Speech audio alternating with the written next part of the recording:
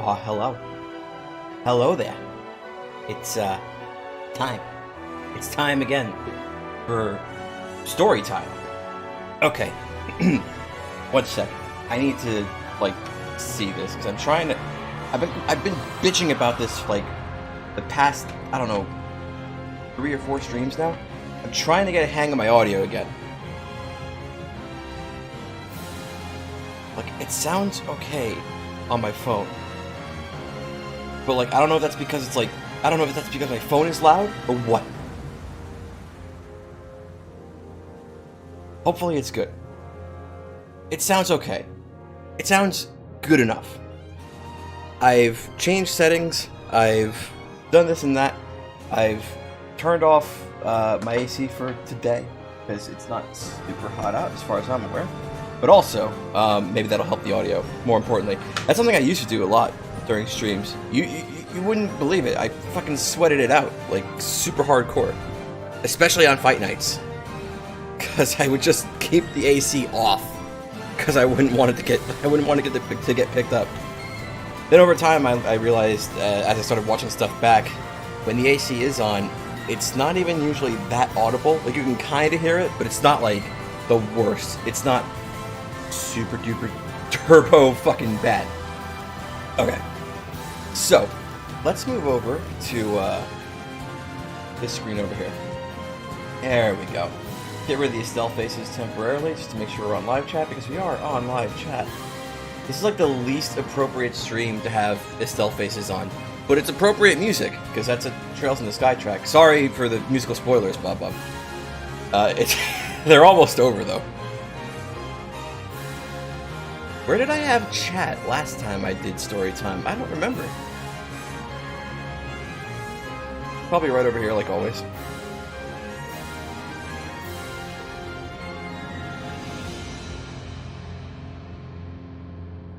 Will not run away? I mean, I hope not. I just can't look. You don't gotta fucking rub it in, though, okay? You don't have to remind me of my disabilities, okay? Okay? Okay? Bruh. So, we're gonna keep the music like we did last time. I feel like it's probably a good idea, because the music does a couple things. Excuse me. The music does a couple things. It drowns out little tiny bits of background noise, the very quiet stuff that I might have going on. I've still got a fan on me right now. It also keeps us from feeling like we're in complete silence while we do story time. If there's one thing that the Denko story time, if there's one thing that stream needed, it was maybe a little bit of background music. That stream had no background music. I don't know if it needed any, though, let's be honest. Fucking Denko. It's fucking Denko and OP and his 300 emails.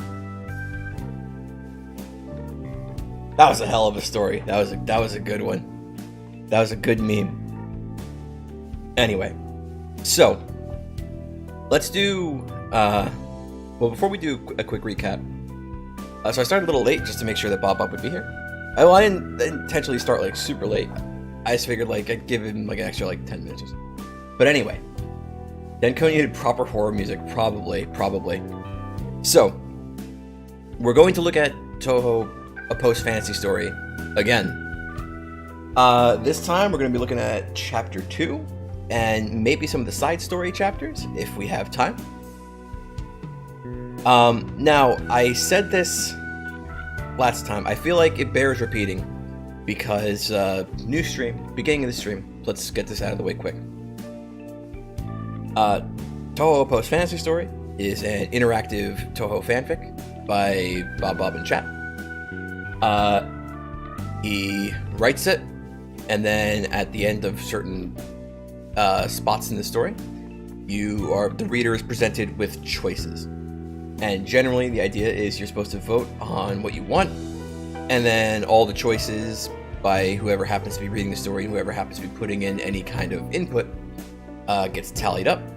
And whichever choice ends up winning is the choice that Miko, the protagonist in the story, undertakes.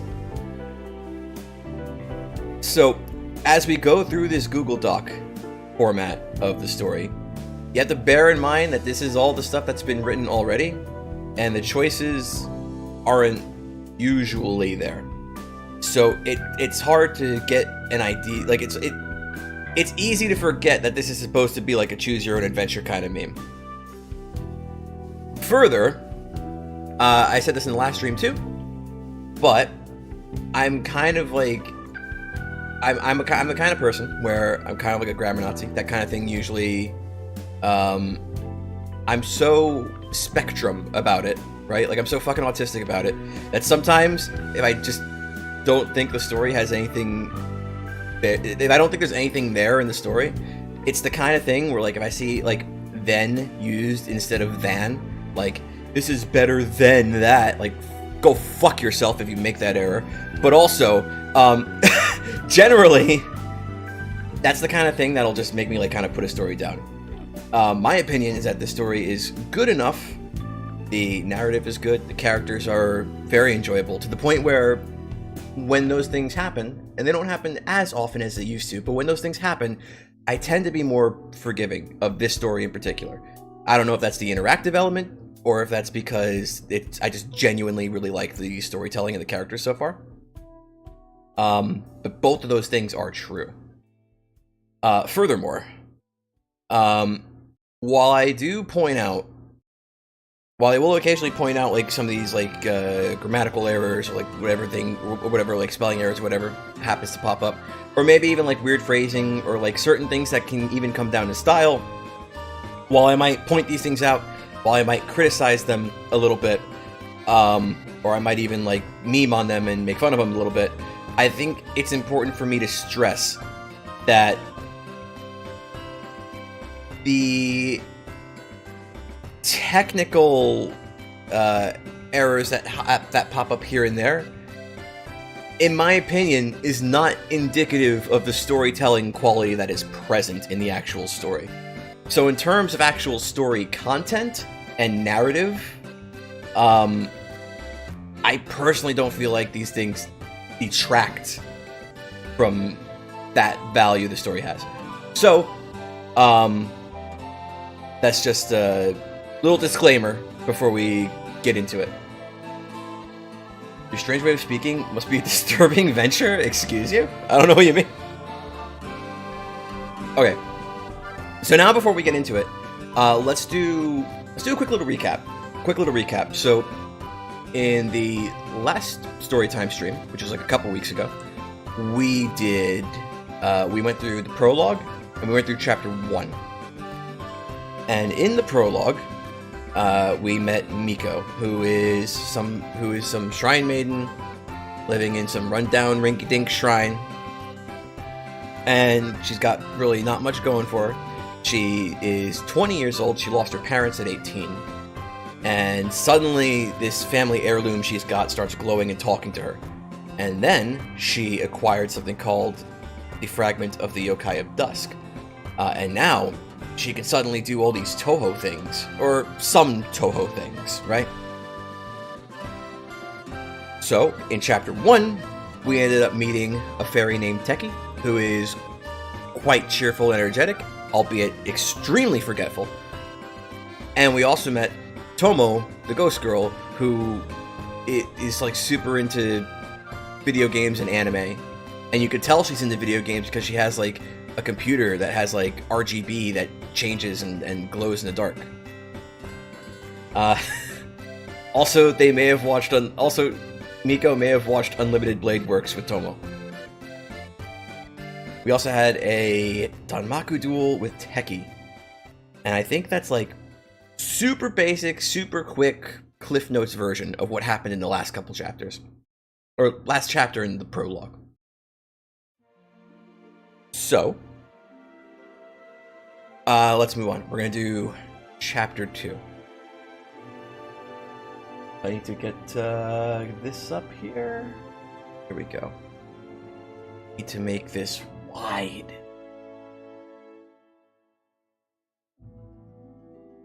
Oh, wait! I've made a grave mistake. Hang on. I made a horrible, horrible error. I need you. There we go. Wait, where the fuck did YouTube chat go? I may have accidentally hit YouTube chat instead of post fantasy window. It's fine. Let me just make sure that we're still on live chat. Okay, we are still on live chat, allegedly. You should start watching these streams with a heart rate monitor. You're already feeling it pounding in your chest and nothing has happened yet? Damn! Bro, relax. I'm saying the story is good. I'm saying it's good. That's the opposite of bad. And the opposite of cringe and shit. Still fucking trying to figure out what the fuck to do with my compression. Let's go, higher ratio, and, oh, if I do this, is this good? Is this oh, I didn't click that much. Where was this before? What if I do this? How awful does this sound? How quiet does this sound? Like, it's turbo bad, right? Extremely awful? How about this? Is this, like, unironically better? I don't know, it looks like it's quieter to me. Let's bring this up, bring it up. BAM! I'm trying to see, like, where my loudest memes are. And try and, like, work from there. Because the problem is, if, depending on what it does to my loudest memes, it might affect my quietest meme. Well, it's louder now. Well, I know it's louder now. I'm fucking with the threshold. So the basic way a compressor works, and we'll get to the story once I'm done, once I come out of this fucking tangent. Noticeably so, louder than normal? Yo, hang on, let me see. I need to check. Because if you're correct, this might be perfect. Is this good? Is this saucy? How's it sound? Is this good? This sounds okay. Is this good? Is this good? I'm trying to listen. I mean, it sounds a little louder than normal.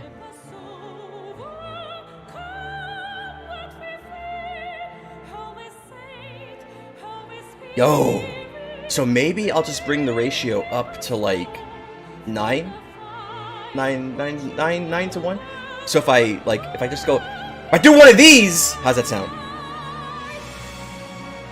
I gotta listen to it now. I gotta wait for the delay.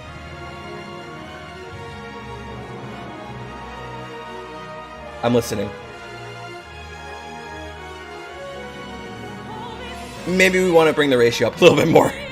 Okay, but that sounds okay. Okay. Alright. So that's cool. Hopefully, nothing crazy happens to the audio for like the next long while.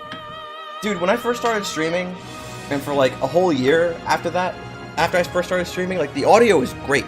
My audio is perfect. And then at some point, everything just got all fucked up. And now I can't get it back. Okay.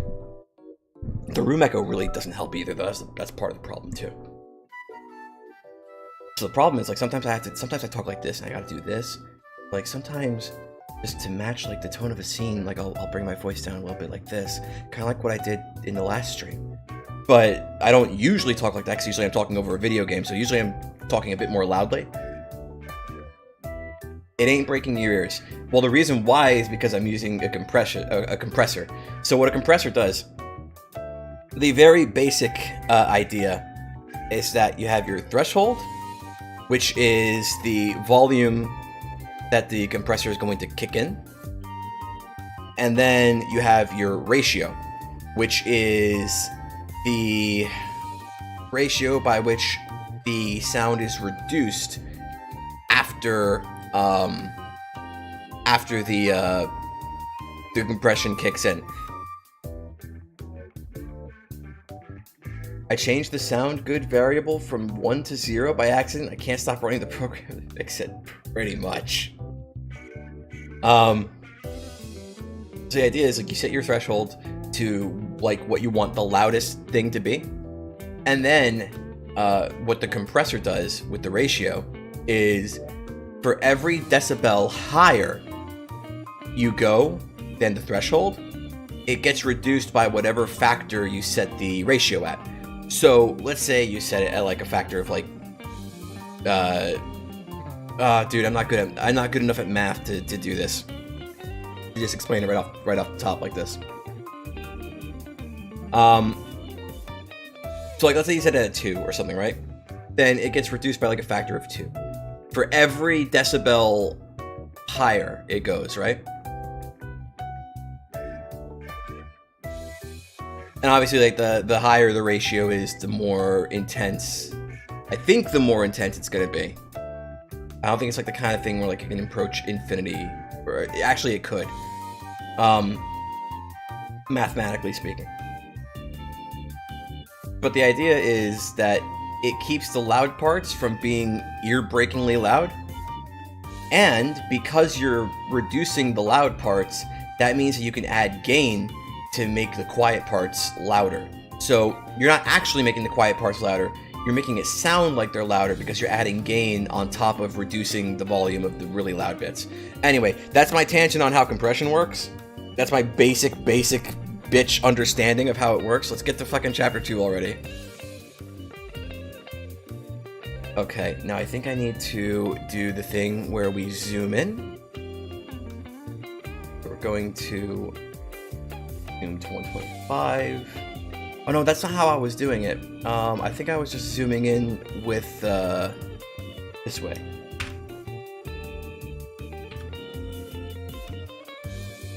Was this how I was doing it? I don't remember, dude.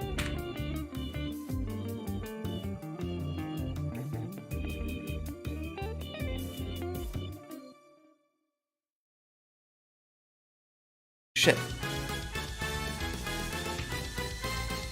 I think this looks fine. This looks good enough. Oh, wait, hang on. What if I make the window? There we go. That's good. That's good. All right. Let's find some fitting music. That's fine. All right, here we go. Your eyes shoot open as you wake up. You've got no idea what time it is, but it's definitely morning from what you could tell. From what you could tell with the sun shining through Tomo. Wait, through Tomo? Shaking your head lightly, you take in the situation. It seems that while you were sleeping, Tomo managed to snuggle up on top of you. Get her off, get her off, get her off, get her off, get her off. All crossed out. I think these, in the original posts, these were choices. Or they were joke choices. Ah.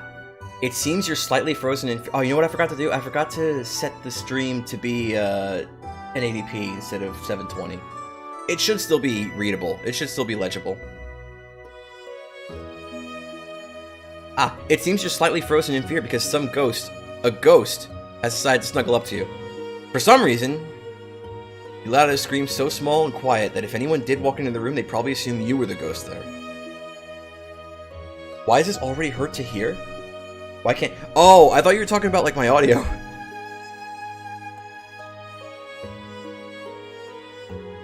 With great effort, no, really, managed to fall off the couch and faceplant directly onto the floor.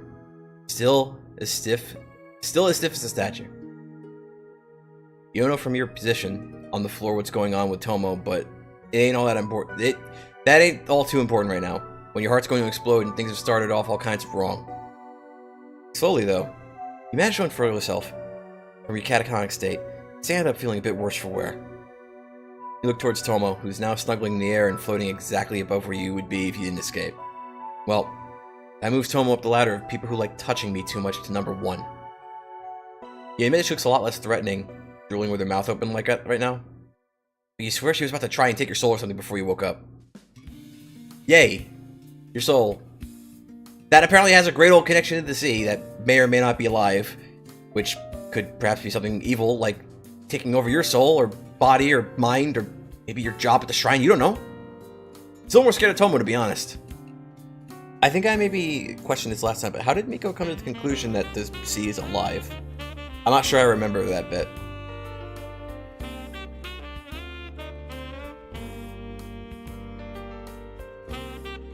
But despite being scared of Tomo, you did come to her originally to hopefully actually learn something, and last night was a complete and utter failure by your account.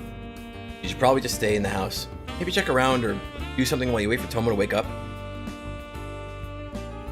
Oh shoot, you left Teki back at the shrine. That's potentially a problem. It's not that you completely distrust her or anything, but considering how excitable she is, you're kind of worried about what she might get up to while you're not there. But, excuse me, Jesus. But, you still really want to at least have a real talk with Tomo.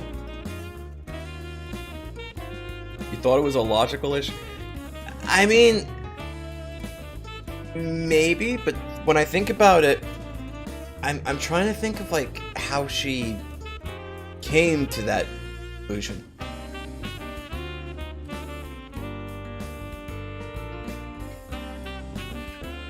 Like, okay, so let's look at the end of chapter 1 again.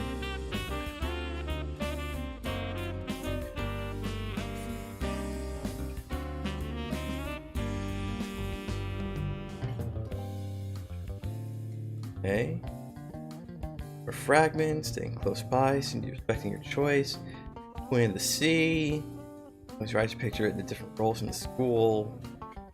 To school, who's the teacher. You'll have these moments to just think on things because what controls the place, things will help you complete the class. What would thinking about the sea directly let you gain? I'm not... In this train of thought, I'm not sure how she's getting there.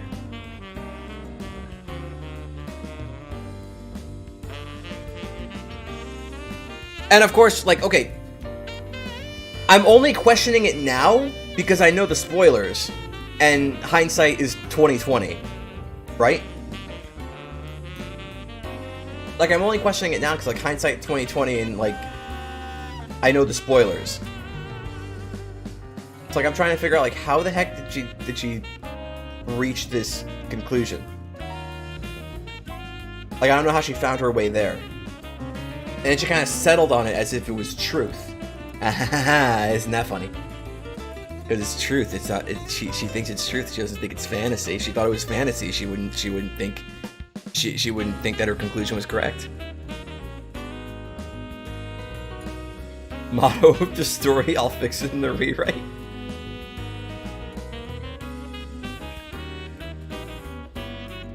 Yeah, because she concludes it's alive, but I'm not really following how she got there, is the thing.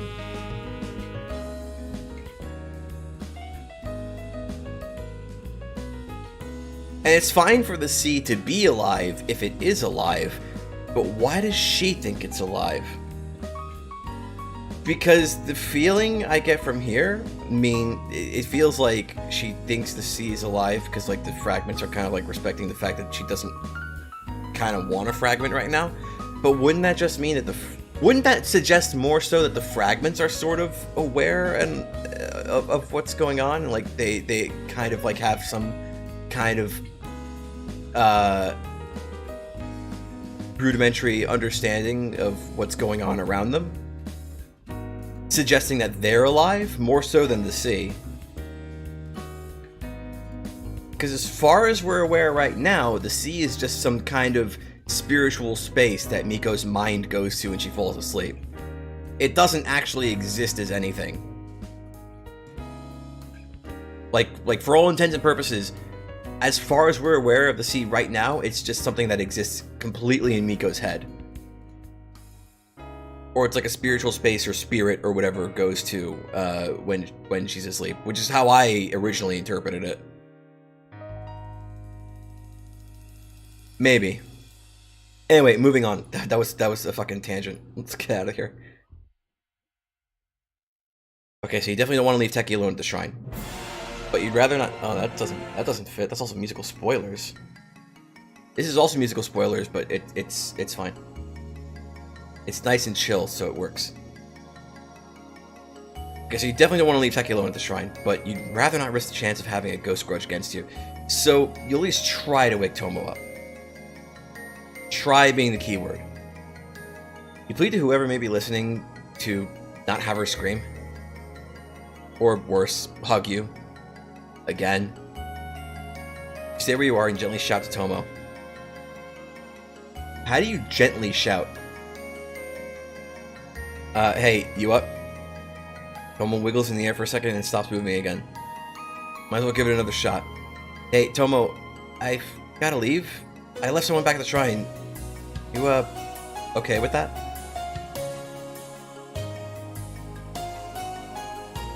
Left Teki alone at the shrine. Boss music starts blaring. Bro, have you been listening to the musical spoilers? How did you know that was a boss theme? How do you know that wasn't just like some tutorial dungeon theme, huh? Huh? Huh?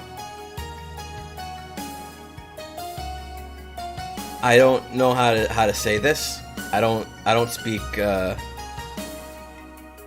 don't speak Swedish. I don't know how to say this. Tomo gives what you think could be a response. Yeah, okay. I'll seize you there. Okay, so that was definitely a response. Tomo's not a morning bird. Tomo's not a morning ghost person thing then. Got it. Might need to reduce the volume just a tiny bit. With that somewhat explicit permission, leave the house. I think you might need a comma like right here. With that somewhat explicit permission, you leave the house to be greeted by the blue morning sky. Hopefully, and man, isn't that a thought, see Tomo again later today. If she remembers where you went off to, that is. Needs to be where, not where. Hello, best pro ever. Welcome. We're reading Chapter 2 of Post Fantasy, a interactive Touhou fanfic written by Bob in chat. I don't know if you've ever noticed it in the Discord, but he regularly, or like every other day, he'll post a new part in the art chat channel in the Discord. Also, in the description, there should be links to his channel, but also a link to the Google Drive folder, where the story we're reading is. So if you want to read along, you could. But if you're content with just having what's on the screen, that's fine too.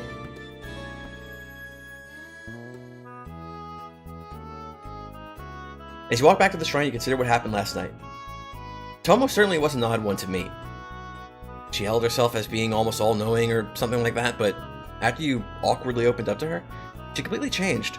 So, does that mean she just likes putting on a serious front for fun, or did she do that to disarm you and take you off guard? Oh, here we go, it's kicking in. I didn't want to say the pattern that's happening yet, because this chapter is going to show it even more. And she was actively avoiding questions. Outright refused to answer anymore. She could be hiding something then. And if she is, well, could it have anything to do with the sea?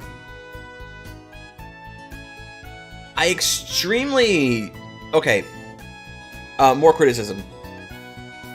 I'm having a hard time understanding how Miko came to the conclusion that the sea is alive, and I'm extremely having a hard time understanding how she's come to the conclusion that Tomo knows about the sea.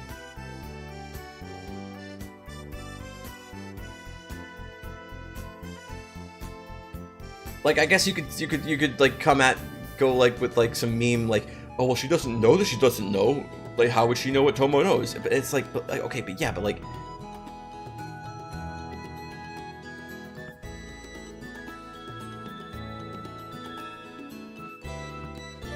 it's weird that she's ending up there, or it's weird to me that she's ending up there. Like I don't understand where she's going with this. It's been a little bit since I read this, and it's been a little bit since I reread this, because I reread it to write some stuff up. It's been a little bit, so some stuff is like foggy now.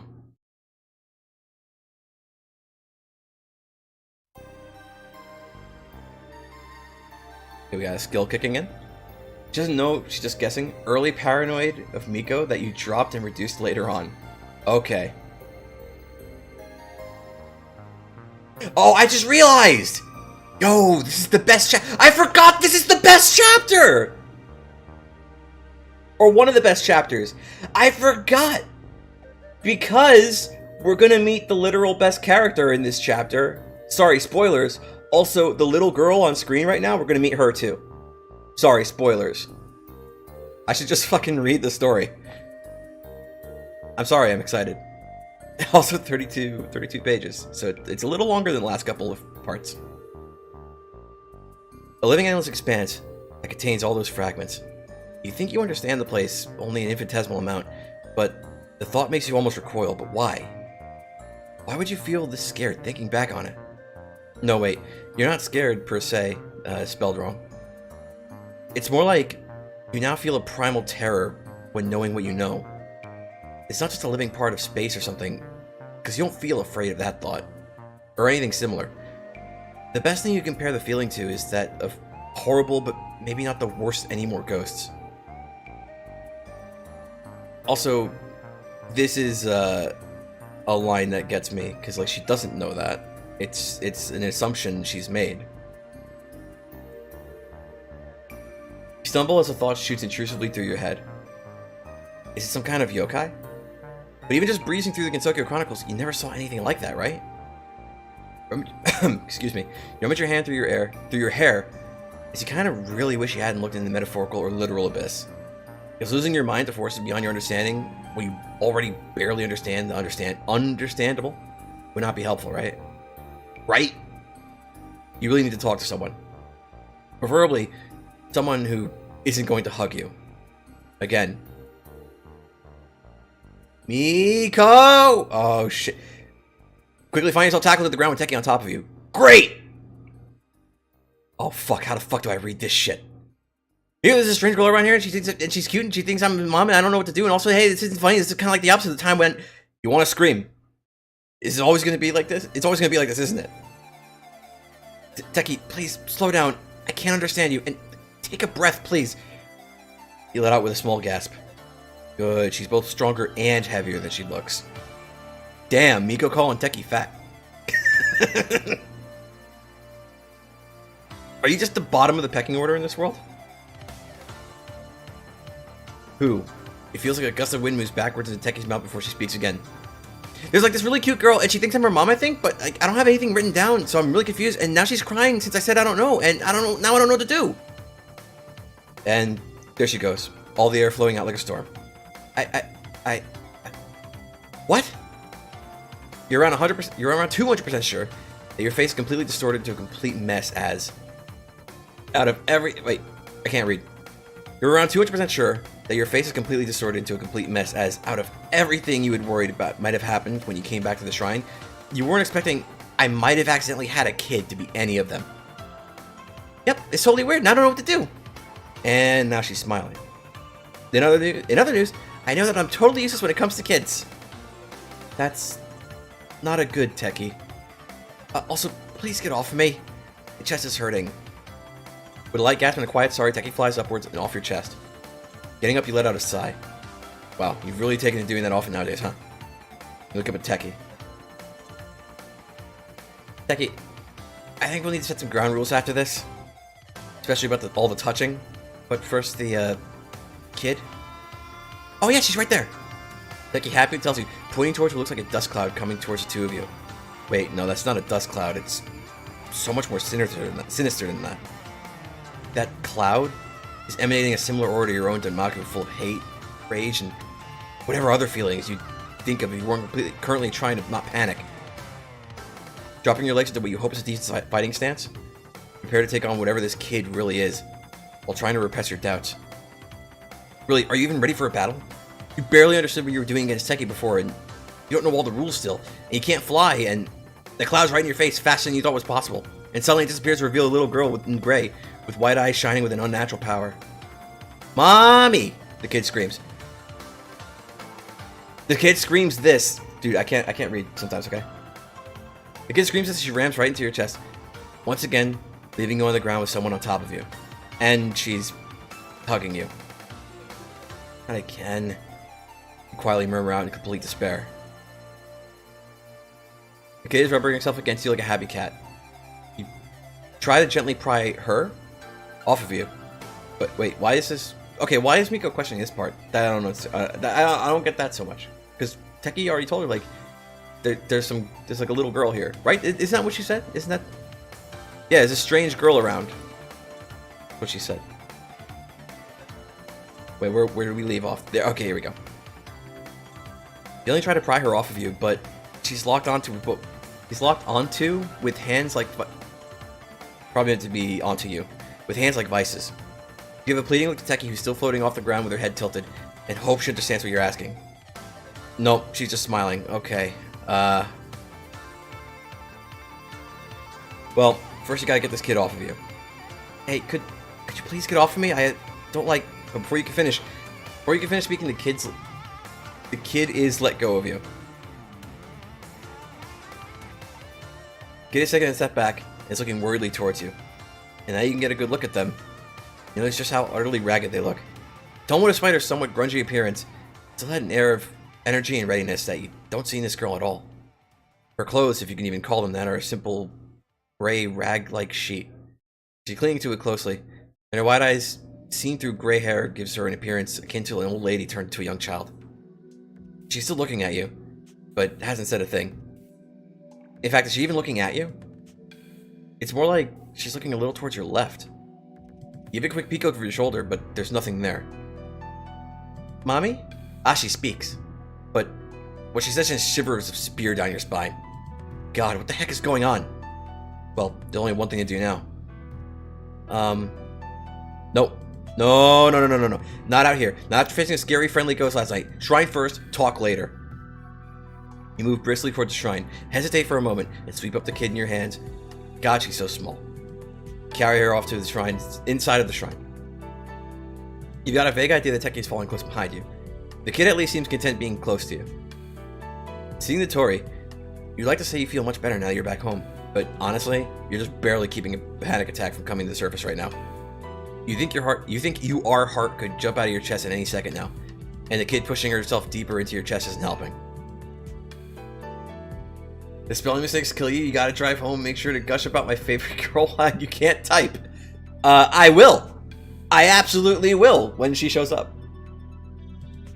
Well, actually, that's not fair. There's two characters I really like.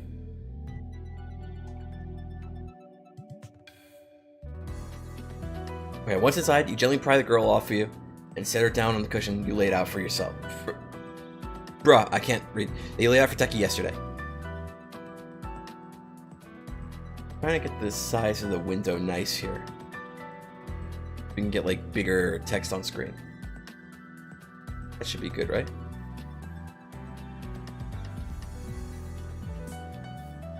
Once inside, you gently pry the girl off of you and set her down on the cushion you laid out for Teki yesterday. When you were putting her down, you were kind of worried she was going to rip your outfit, but thankfully all she did to it was leave some dirt from her rag. Uh-oh. You, meanwhile, take a seat on the floor across from the young girl, while Teki is off in a corner writing in her notebook. Okay, best to get the whole story here first. Teki, you say, getting her attention. Could you please explain slowly this time what happened? Teki, with her notebook now gone again, vigorously shakes her head in confirmation, so she's nodding, not shaking her head. Okay, so... And now we're switching perspective to Teki. In case that's not clear. You wake up to the morning sun shining through the shed window. Morning! It's morning! In a bed? Best day is best day. Like, you know you slept in the same-ish bed pile of stuff yesterday, but like, still, best day. And yesterday was so much fun too. Even if you just made your bed more of a bed and shed more of a not shed, it was nice. You flew about, it was really fun. Maybe you can do the same today. Though you do hope Miko, notebook check, Yepers, that's her name, will come back soon. You're missing her already. Maybe the next time she'll let you come with her to the super cool ghost stuff. As you leave the shed, now nice and organized, again, having no idea whatsoever what you'll do today, you feel it. It is sitting in front of the shrine. It is emitting strong waves of hate. It's like how Miko felt when she fired her Danmaku during your practice duel. Well, that's a great reason to say hi then. After all, Miko was really nice, so it's probably nice too. Hopefully. Maybe. where are we? Okay. So then you walk up to the kid as you are not. Wait. So you walk up to the kid as you are now close enough to see that. And bro, okay. Punctuation. So then you walk up to the kid as you're now close enough to see that and give her a big ol' hello hug. But she doesn't even seem to care. In fact, when she turns her head to look at you, she looks so sad. Ooh, no one should be that sad. But before you do something to make her frown be upside down, she asks you the darndest thing. Are you mommy? And you go and give your best response. As it's kind of super fairy you probably are. I don't know. You say with a entry 23 smile. Brilliant smile. Then she starts to cry. Loudly cry. Cry so loudly that you actually have to go, like, you actually have to let go to cover your ears because, ow. Dude, how am I falling apart? I read the, I managed to be able to read the last couple chapters, like, pretty decently, and now I'm falling apart and I can't read anymore. You try everything you can to cheer her up, really. But you don't know what to do when she starts getting tears on your notebook, so you start running off to maybe hopefully find Miko, or something to dry your notebook, either or, whichever comes first. But that kid suddenly stops crying after you get a little bit away, and she starts to chase after you. She's just running on the ground. Bruh. She's just running on the ground right towards you, and she's making a huge dust cloud, and you don't know what to do, but thankfully, I ran into you, Teki says, finishing her account of what happened with a dopey smile. Taking what she said, though somewhat wishing Teki would have gotten to the important parts about the kid a bit sooner. So, the kid was just sitting outside the shrine, just staring at it? That's concerning. Mostly because you have no idea what to do with this kid if she's looking for her mom, or has been abandoned, or anything worse than that. You turn to the kid, putting on your best "I'm a good guy, okay?" face you can, and speak. But still, as you look through her bright white eyes, you see we got the core kicking in again. Remember the pattern this is starting to establish. Or okay, maybe it's just my perception, but like there's a pattern forming here. So as you look into her bright white eyes, you see fear. She's scared of you, shivering and hugging herself. You see not a kid who's been through something. Wait, you see not a kid who's been through something. So, she sees a normal kid? I'm failing to understand. She's completely lost in the world. She's shivering too. It's not like it's cold out right now, though. You have no idea why. In fact, all her movements are very jagged. Like, she's a moment away from sneezing herself out of the shrine. What in the world is going on here? Cough. Hi, I'm Miko. What's, your name? Name? Huh? Is that why she's afraid? Because she can't remember anything? Does she have amnesia, or... It's a good track, but it doesn't fit. This is musical spoilers, but it's fine. It's more chill. Is that why she's afraid? Because she can't remember anything? Does she have amnesia, or... Yeah, a name! It's a thing you're called. Teki enthusiastically explains to the kid. You really should have asked Teki to stay quiet while you spoke to the girl. You mean... Okay, this is one of those parts that I mentioned at, like, I think in the previous stream. Bob's doing, like, this second-person narrator thing, but then he'll use turns of phrase like, I mean, as, like, I don't know what the actual term for what, like, things like well or I mean and stuff like that are. I can't remember what the actual, term for that is, but he's using these things that don't go with second-person narration. Because, like, what do you mean, I mean? Why are you telling me what I mean? I want to know what Miko means, not what... You know what I mean? It's like that kind of thing. You mean... Teki didn't say herself... Wait, didn't Teki say herself she wasn't good with kids, as it turned out? Oh. Then I'm junk. Wait, junk? No. Oh, no. That's not okay! You exclaim with enough force that you're worried you might have just launched a Demockable through the roof again? Okay, we still remember there's a hole in the roof for now. Okay. The girl covers her head at your words, but very nearly don't care right now. Because really, who the fuck would think of a little girl as a piece of junk? It goddamn disgusts you so much because no one, especially a kid who could do so much still, deserves to be seen like that by anyone, especially themselves. Ready to go on a massive tirade about how she'd appreciate herself more and ignore those in her life who would tell her otherwise, when the girl shows her face and turns to look at you with admiration? No, wait. It's like her eyes have just lit up with hope that certain you wouldn't see in someone who's used to being called junk. But with a bright smile, she says once again, words that throw you completely off. It really is you, Mommy. With the happiest smile you've ever seen on anyone. She faints. It's a while later now. The sun is still high in the sky, but it's certainly been some time since you first got back home. After the girl had fainted, you rushed her off onto your bed, sat by her, unsure of what to do. Teki's notebook mentions some reasons why a person might faint, but both of you really have no idea what happened to her. You don't know what to do.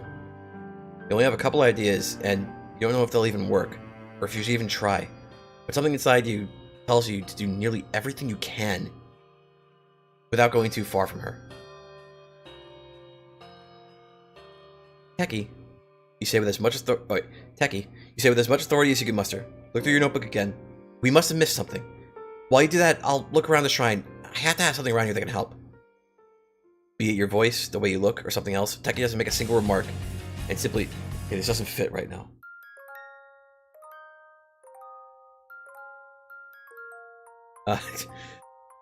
Okay, there must be, okay.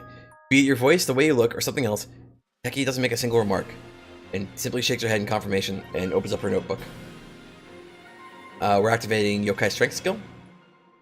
With an activation of the Yokai Dust Fragment, your speed increases to incredible levels. The shrine has very few sections to it, so you know the place like the back of your hand.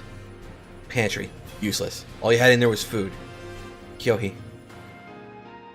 Your room. Pointless. You already checked it thoroughly when you first put the girl inside. Kyohi, please. Main room, hopeless. Teki was in there, and other than the furniture, nothing else.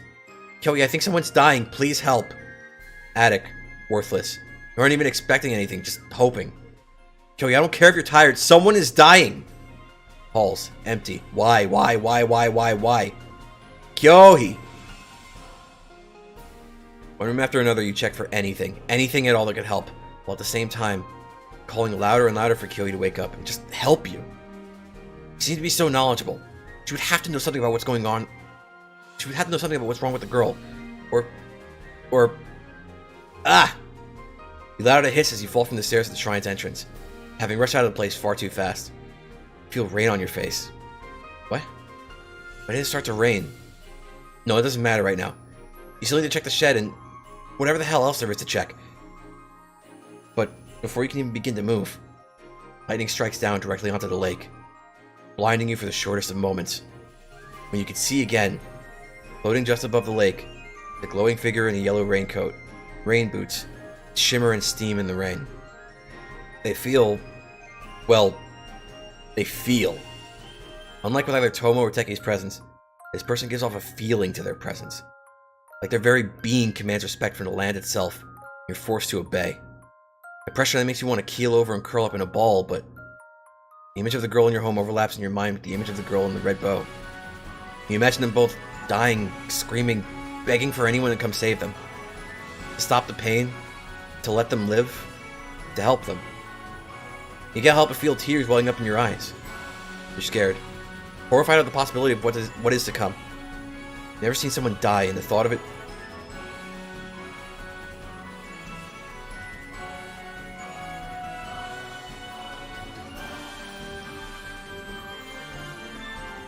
I found,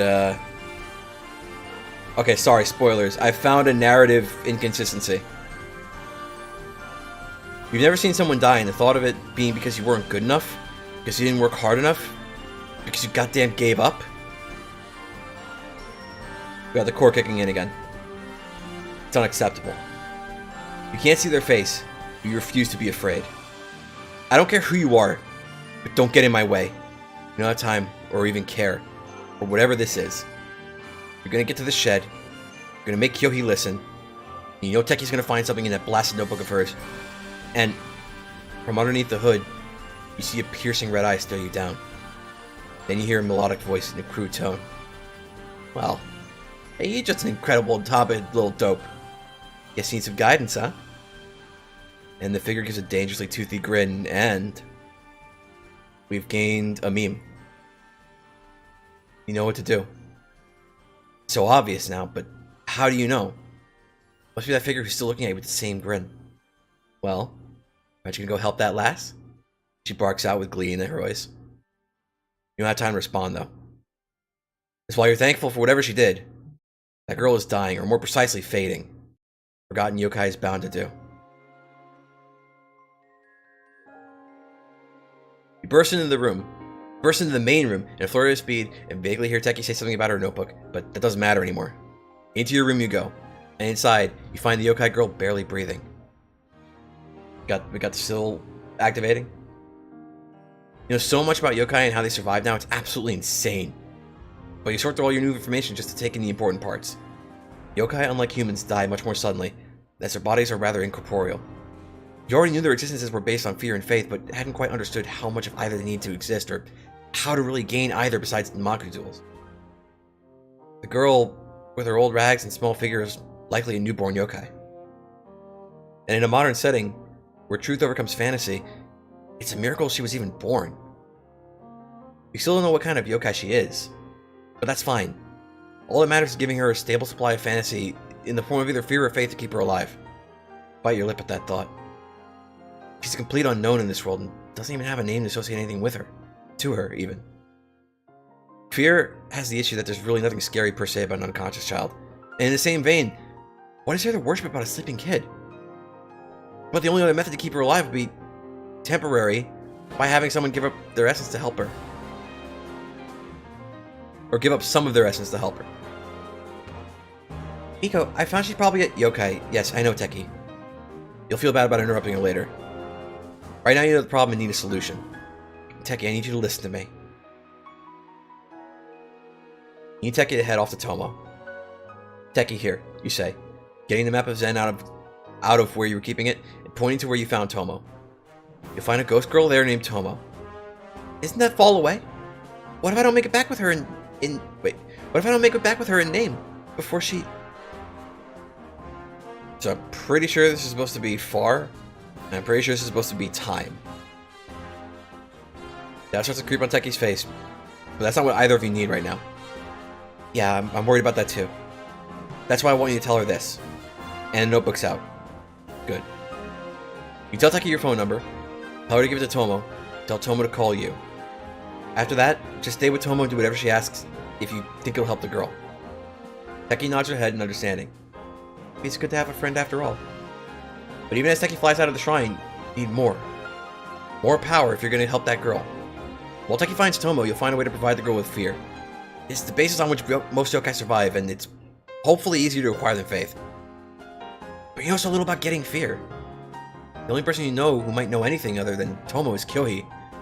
So, take a deep breath in, sit down, attempt to empty your mind. You need her help now. You need Kyohi's help to save someone. Is that the point of restoring fantasy? To save all the remaining yokai in the world and give them a sanctuary? Kyohi, there's a yokai girl at the shrine. I think she's just been born, and she's dying from the lack of fantasy. Kyohi, please, if you can hear me, lend me your knowledge to help her.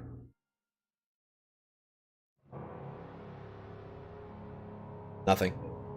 Absolute silence. Why? Is it a failure on your part? Should we have no ability to contact her whatsoever? You can't be this useless. You just can't. Because then she'll die, and it'll be all your fault, Miko, and... Your eyes snap open. Miko, of course! You're a shrine maiden! Of everyone in Zen! Maybe just being that could help. Maybe just being that could be enough to help. You haven't done much praying to the gods recently. But you still remember everything you need to do for it. And well, fear and faith are two sides of the same coin, right? So, maybe a sacrifice to the girl would help. You rush over to the pantry and take out everything you can find that's still edible. Throw it all into your room, rush around the shrine to find the other items that you need, like incense. At the same time, grab and put on your shrine maiden outfit. Hugging your frame, still wet from running out to the rain. Oh, as in Miko's still wet, not the clothes are wet. Okay, I got confused. Rushing into the room, you hurriedly set up the ceremony in front of the girl. Offering up to her survival, existence, and for all to fear the one left behind. The room stays as quiet as ever, from the ragged breaths of the girl. Aside from the ragged breaths of the girl. As the seconds turn to minutes, the room goes quieter still. For the girl's breaths have only become the smallest bit softer than before. You give a sigh of relief, hoping it's a good sign. But even with that done now, someone you still need to see. Girl in the raincoat. Taking a step out to the wet stone slabs of the shrine's pathway, you see no one there anymore. Not a single trace of the person who was there but minutes ago. Knowledge in your head, that unexplainable information, leads you to do what you do next. Hey! You call out to the lake, now standing inches away from the water. Hey, I know you're there! I know you can hear me! You continue to yell out. For minutes upon minutes, upon minutes, upon minutes, until your throat is sore. When your clothes stick to your skin, with no parts still dry, you still yell. Because at this point, you don't know when Tomo will call you, or if she even will, or if Teki will make it, or just about anything. But you know there's someone here. That's the one thing you know. Fuck, I can't read. That's one thing you know, and the one thing you'll bet on. Because despite your prayer, that girl is still dying. Your knowledge of yokai survival tells you as much. All you've managed to do was delay what might be inevitable. You can't see much anymore. Your hair is so heavy with rainwater that it's now blocking your view of the lake. What could barely qualify as a whisper, you plead. Please, help me. A blast of steam and a glow of light are your answer. As from the sky, you sense her before you see her.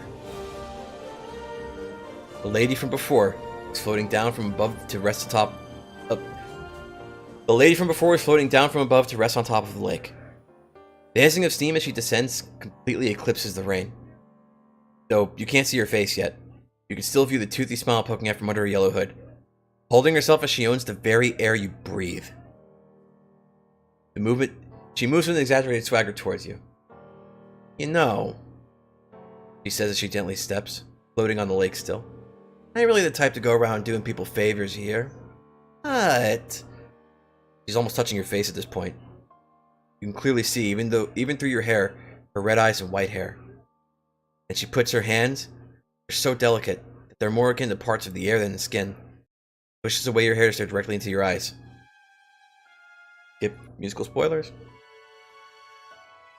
Skip more musical spoilers. Skip more musical spoilers.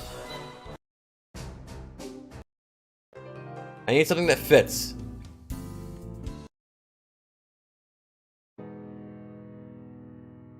That's good enough.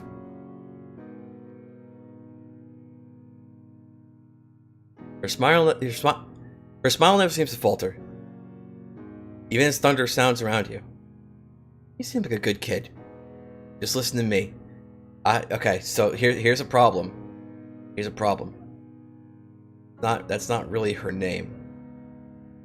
That ain't actually her name. Cause something went. I don't know what went wrong. Something went wrong. Okay, okay. Generally, we don't look at this file because it's full of fucking spoilers, right? I'm gonna hide this real quick. I'm gonna hide it real quick because I gotta open up a spoiler thing. There's two things we don't look at generally on these streams. There's a section that says glossary. There's a section that says character sheet. There's a section that says character bios. And generally, we don't look at those on stream because they're full of fucking spoilers.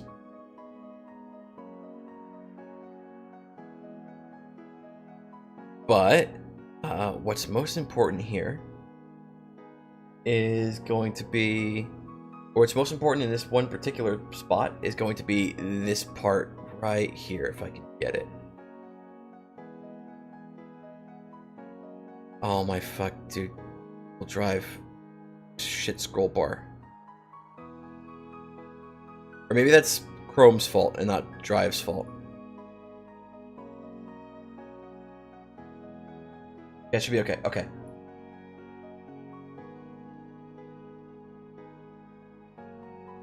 Okay, beautiful. Okay, cool. So let me bring this back So the problem here is that's not her name. Because her name, as it's written here, it says Aho Yojijukuko, but that's not what this says. That's not what this says. Her name... I'm gonna point out the meme now, because if I don't, it's gonna be, like, bad. Her name should be Zenshi Zeno, not Yojijukuko. That's the meme. So now you know. Let me get us back to where we were in the story.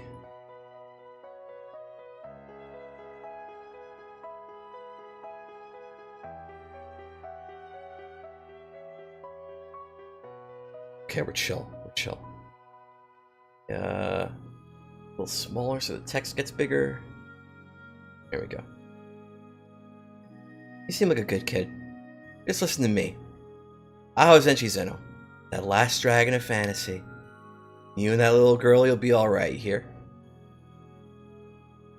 Why'd I bring attention to this? Because I had to. Because it makes me feel deeply uncomfortable to call Aho the wrong thing. Because, okay, look, you don't know why yet, but Aho is the best girl, okay? She's literally the best character. I'm sorry. Spoilers. Dragon. The person before you was a dragon. You may not know what, if any, significance they have as a yokai species, but you do understand just how powerful they usually are. But her name and what she is all you know about this woman, Aho.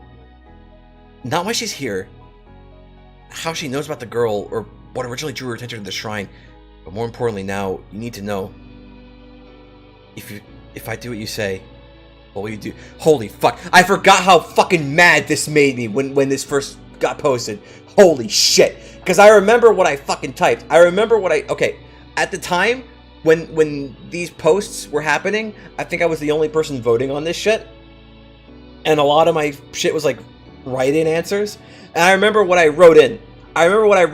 So Miko's response here fucking still pisses me off. Holy shit, I'm still salty about it. I'm still fucking angry about it. Because I think I wrote my write-in in such a way that I expected Miko to go like, what do you want from me in return for your help?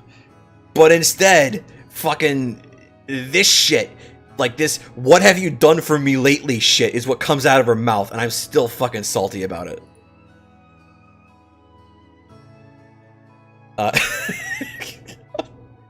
If I do what you say, what will you do for me? Aho dramatically rolls her eyes before responding. Oh, come on, kid. Didn't you hear me? All you need to do is listen.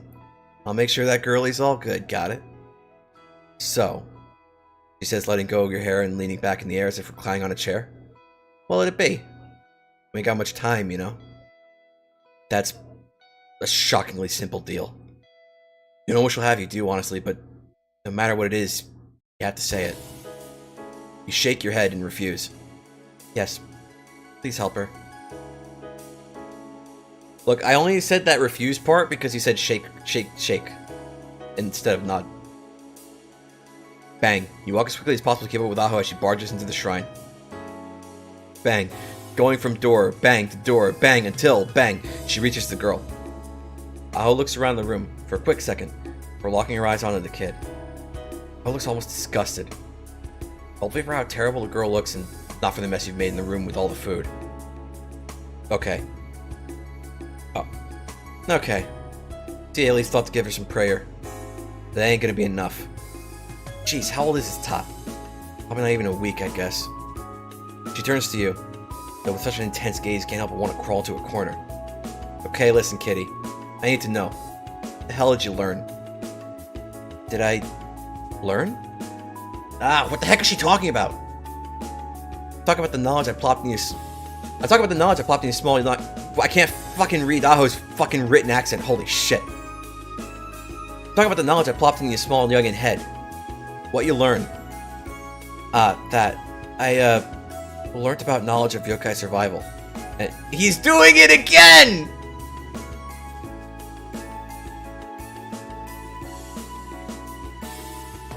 That Learned about knowledge of yokai survival. It's like I got a database of all things about yokai and how they survive. Shouldn't she know this if she's the reason you've got this knowledge now? I see, I see. Aho says, chewing on the cold air. Look, before we can put that book inside your head to use, we gotta dry you off. Okay, sure, but how? Ow, ow, ow, ow, ow, ow! Why is she hugging you, and why the hell does it hurt? Also, it's so bright, you can't help but close your eyes.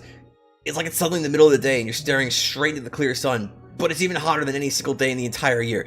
Even though you're soaked down to your bones a second ago, you can feel the water evaporate off your skin. Ow, ow, ow, ow, ow, ow, ow, ow, ow. She hasn't let go. Why do you people always hug me? You scream at Aho, because seriously, this isn't the time for hugging. But all Aho does is laugh off your complaint. Kid, are you seriously that pissed off? Didn't you say you'd do as I said? Well, I guess I didn't tell you anything there, but that ain't the point. She drops one of her arms from you, and leaves the other one handing over your shoulder. Before transitioning yourself to be at your side. But I'll ask you this: well, you know fear and whatnot in that head. Also, should be a period here.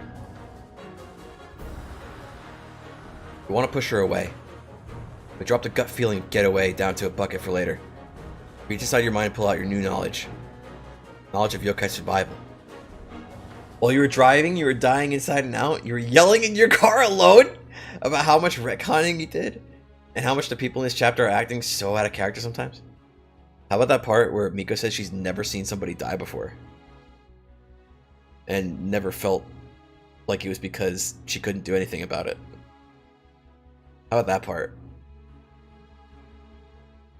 I'm sorry, I'm rubbing it in. I shouldn't be doing that.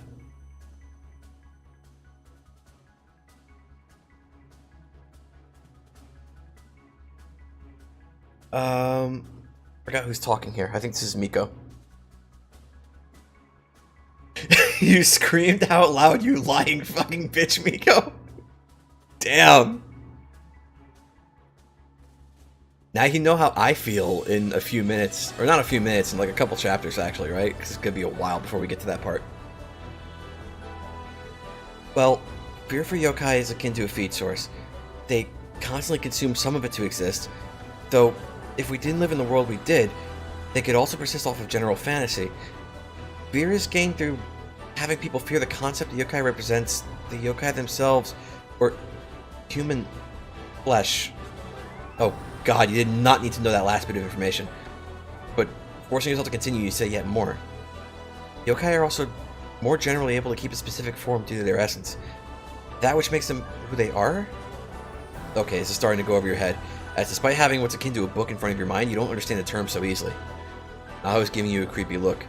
And you're really worried she's about to request of you. You're really worried what she's about to request of you. She's not gonna ask you to find a dead human or something to feed it to the girl, is she? Well, you turn green and nearly throw up from the thought. Aho simply shakes her head, as if saying, yeah, I already knew that. So she's nodding her head. Yeah, that's it. But you managed to extend her life by doing this thing. Aho says she waves her hand, her arm across the room, indicating all the offerings you've left. That must mean you're an exception to that stuff here. What? I feel like a fool to have to ask her to explain even further. Even if all you say is what? So your prayer must have given her more essence.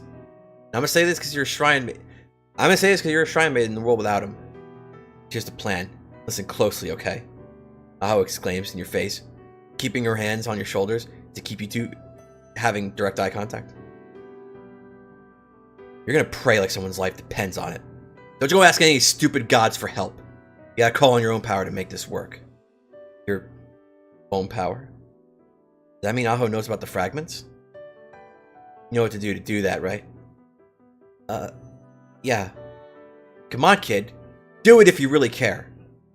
Aho says, with a finality that demands you respect the unwritten contract currently in place between you two. Okay, I'll do it. Scramble onto the floor and try your best to compose yourself for prayer. Pray. Pray from within. The bottom of your heart. Your soul. Call upon everything you are. Remember the pain. That awful pain when you arrived home to see no one there? You sent message after message to receive no response? You tried to find them after hearing the truth. Cried for hours and hours after. You cried for hours and hours. Could be a comma here. Night after night, wishing for them to come back. Or maybe a semicolon, actually. Wishing for them to return. Don't even remember what your last words to them were. You still regret them. You regret not being perfect for them.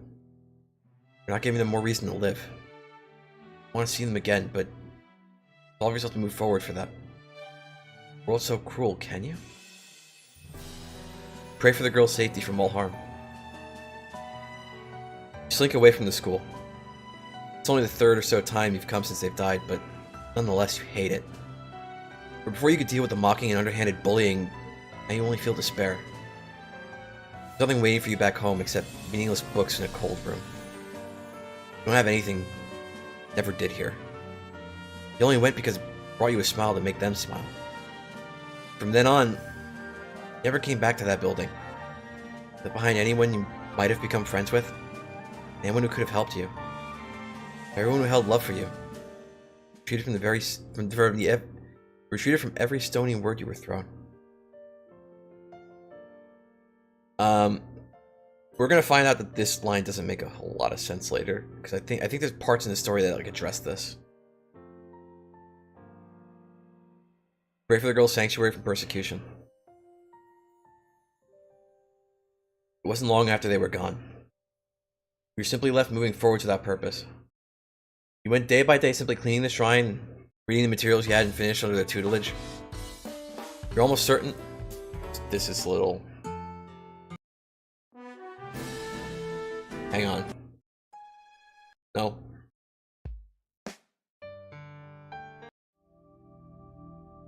Fine. I feel like the Miko before Chapter 3 is almost a completely different person from Chapter 3 onwards Miko. All those tiny slip-ups and the little wrong details added up to make them very different a little bit.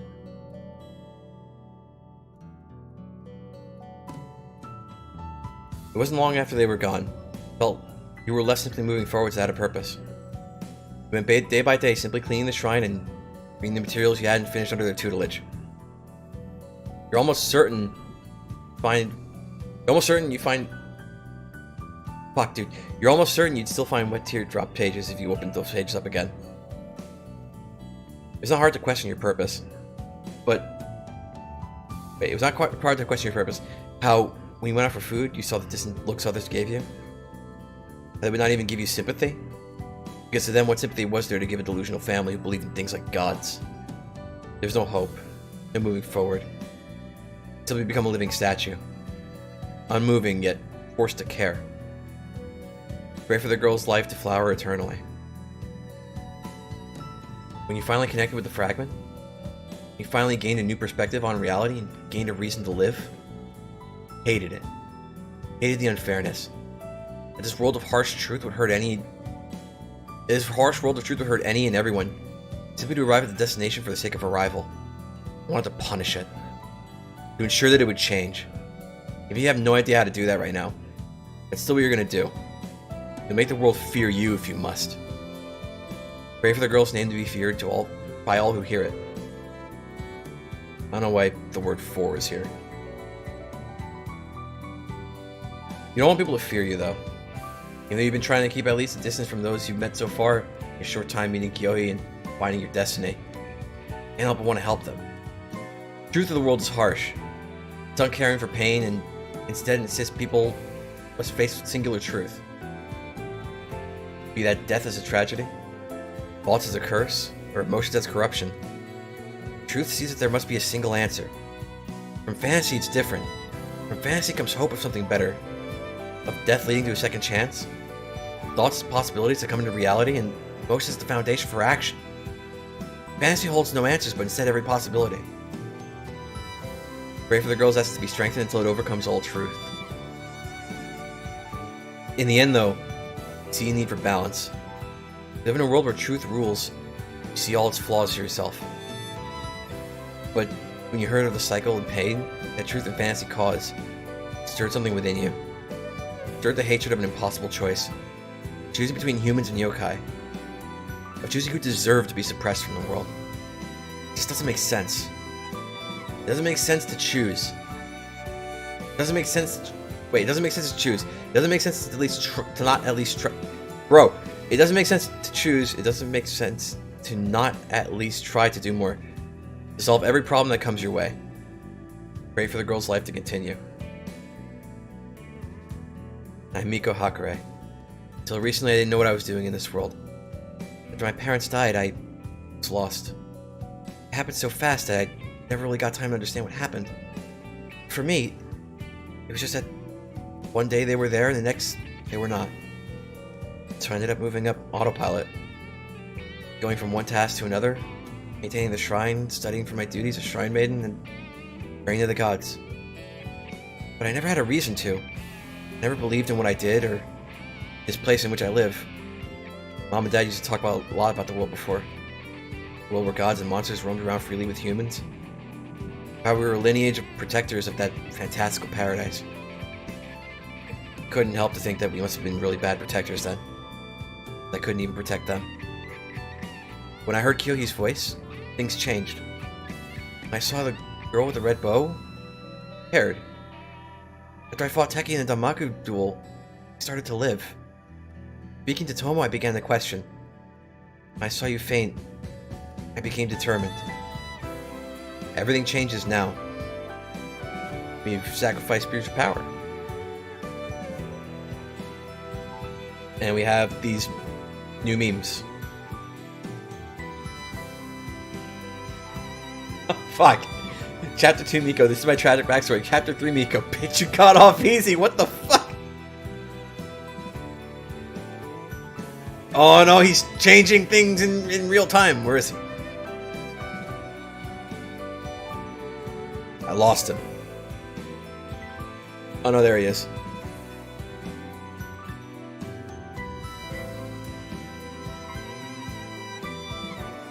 You open your eyes, and you give a name to the child you saved. Wake up, Igai. Igai Kiseki. She's an unexpected miracle, when you'll see becoming something greater than many others. Igai opens her eyes and looks towards you. So you would wonder and awe. Though, if that's for saving your life, you're honestly not sure. I think we meant to say her life. Mommy! Mommy! Igai exclaims with so much happiness, you're certain at least one screen door has been torn from the sound waves. From her sound waves. Wow. Sure is a bundle of joy, huh? Huh? She's a bundle of joy. Wait, didn't you think that already? Hey. You okay, other gal? Is Gaho saying something? Oh. You think Gaho might have caught you? Huh. That's a thing. Okay, we're at this part of the meme where Bob's gonna want me to play something. I gotta find the piece. We established this as a pattern before, so now I have to do it every single time, right? Where the fuck? Okay, hang on.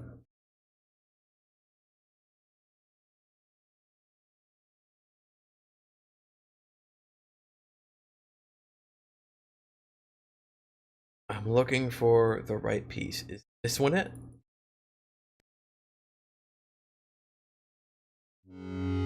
That one's it.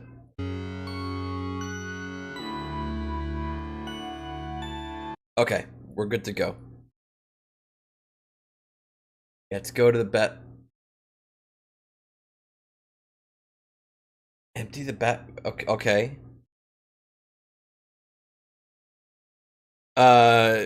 Good to know. I don't know if that's good to know. Actually, I don't think it is. I mean, all right. Because Bob originally insisted it was a request from the author, okay, that I play a track that I wrote for these bits. So like we have to do that every time.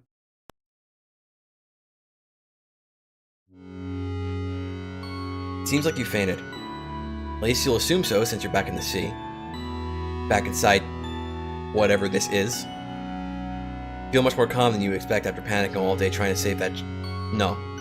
Igai. Trying to save Igai. It makes you smile.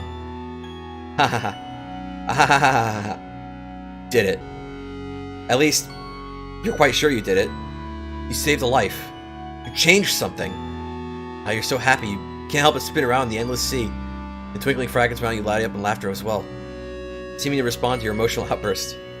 It's wonderful, amazing, great, and all those other things, because by everything you can't help but be so happy. Actually, it's kind of hard to come down from this emotional high right now. You just keep laughing and smiling until your face hurts, but you just lay down in a field of fragments. Though you stop laughing, you won't stop smiling. Without a nice, long, and full sigh you've been holding in for Kyohi knows how long. Why does she say this? Why does she say you've been this breath you've been holding in for Kyohi? Why is... What's with this, like, weird reverence for Kyohi? I don't understand. There's something to think about before you return to the land of the waking, but no matter what awaits you when you awaken, you're sure it can't be anywhere near as stressful as saving you guys' life.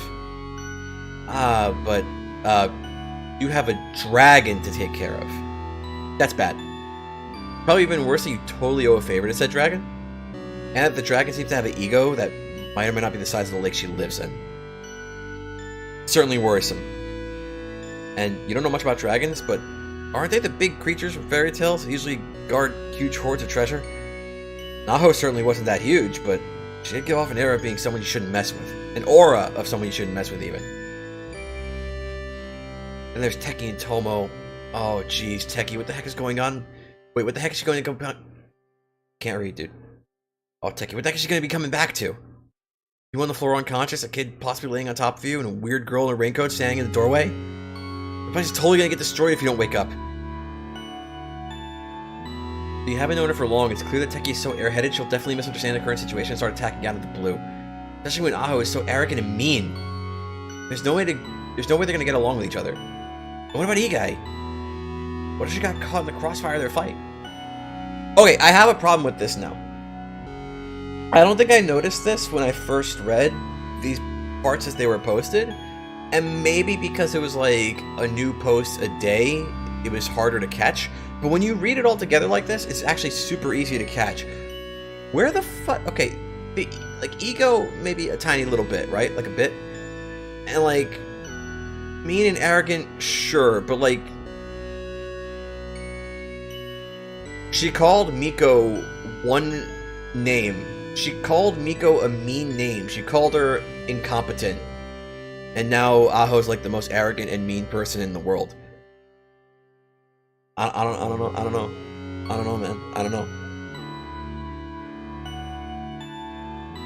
She hasn't demonstrated enough of her meanness. Is Miko acting nothing like Miko again? Well, Miko used Kyohi. Like, I've been holding my breath for Kyohi knows how long, which is fucking... I still find that really fucking weird. Also, she's saying Aho is, like, turbo arrogant and mean, but we've only seen, like, one example of mean behavior from Aho so far. And that was when she called Miko incompetent. And I was saying, like, when I first read this, and, like, each new part was coming out, like, one part a day, you don't catch it. But when you read it all together, back to back like this, it's like, well, wait, hang on, what did Aho actually do to make Miko think, like, she's so arrogant, she's so mean, she's gonna start fights, so no. You know what I mean? I don't know. There's no way they're gonna get along with each other. What about Igai? What if she got caught in the crossfire of their fight? Power of reread. If it was bad writing, I wouldn't be saying it. Look, do you see this picture of Igai? I could say her name now because it's not a spoiler anymore. You see the picture of Igai on the screen on the right side right there? That wouldn't fucking exist if I thought the story was bad. Legit.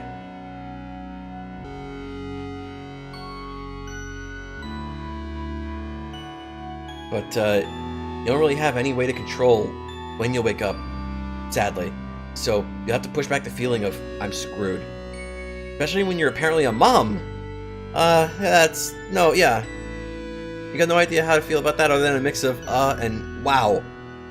You'll definitely have Have to have some sort of talk with Igai about that.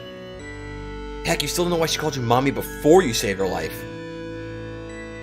And then there's the thing where you, don't know, 90% sure you did something really big when you prayed for her?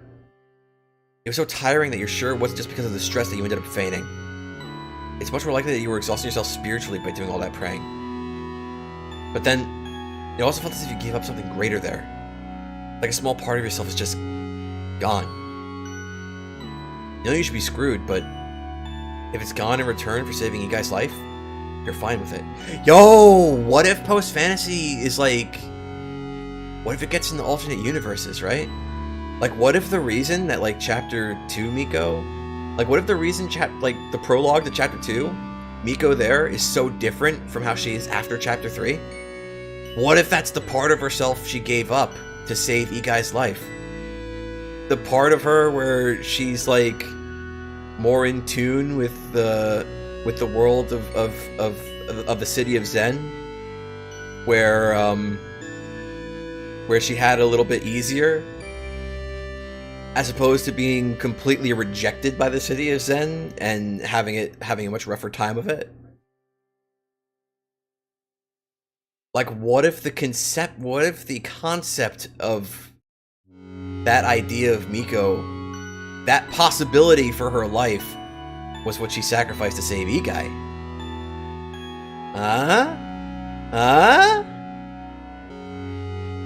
How's that for a retcon?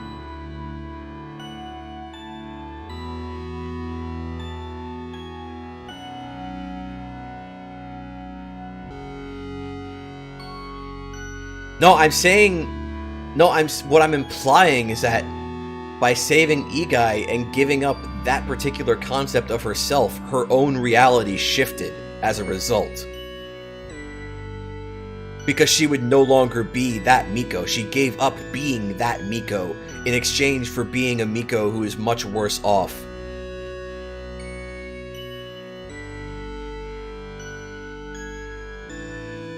That was the joke. That was it. That was the joke. All these problems you're gonna have when you wake up and nothing you can do. You're just left in the sea with all these fragments and nothing to do but hover about with your thoughts. Oh geez, you really want to smash your head against something soft. You're in the sea. The sea! You can totally grab a fragment here to help!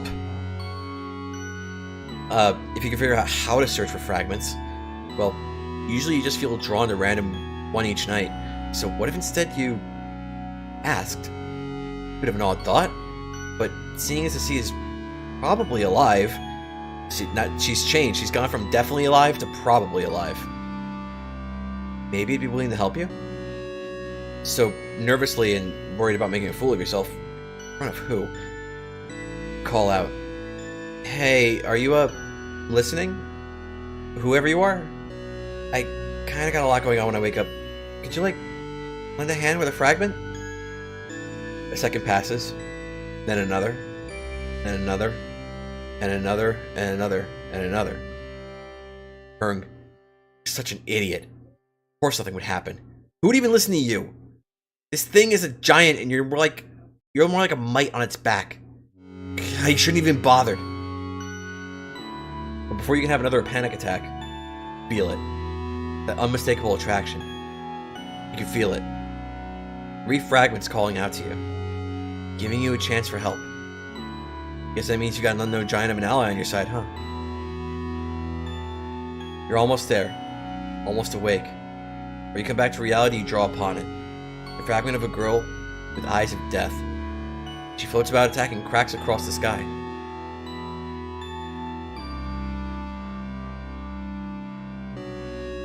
Okay, we can stop this now. We can go back to our normal music at this point. The first thing you think about upon waking is how cold it is. Freezing, in fact. It really makes you want to huddle into bed and hug your pillow more. When did your pillow feel this nice and warm? Wait a sec. Only one pillow in your room. And that one's underneath your head at the moment. You open your eyes, you see you're actually hugging Igai. She's snuggling up against you, happily taking your base while she sleeps. Your base falls away, all the nice comfy feelings you felt are gone in an instant. Well, okay, not all of them, but still a ton. You quietly but quickly pry Youkai off of you and get out of bed.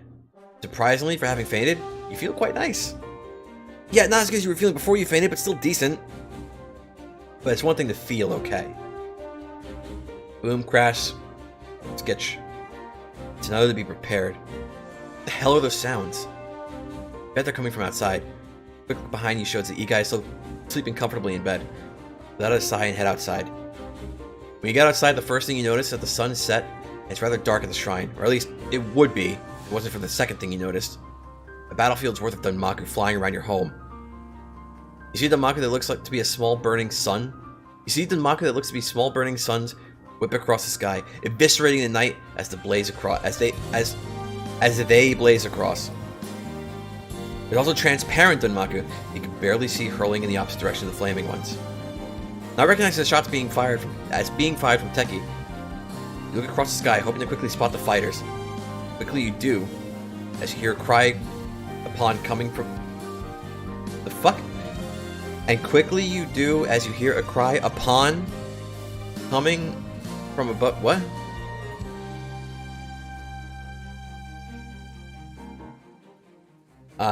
Omit this word. Stepping out further, you see Tomo, reeling in pain from the intense flames. Ha! Told you to watch out, bimbo! Wait, isn't that... Yeah. Across the sky from where Tomo is, you spot Aho laughing it up. Why the hell are those two in a fight? No, better question, why the hell is Tomo here? Because we literally called her.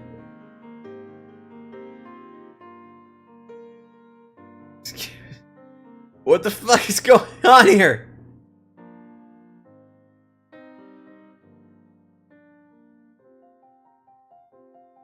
Why the hell is Tomo here? We literally called her for help, didn't we? Why is Miko acting like Tomo actually showing up is like so unthinkable?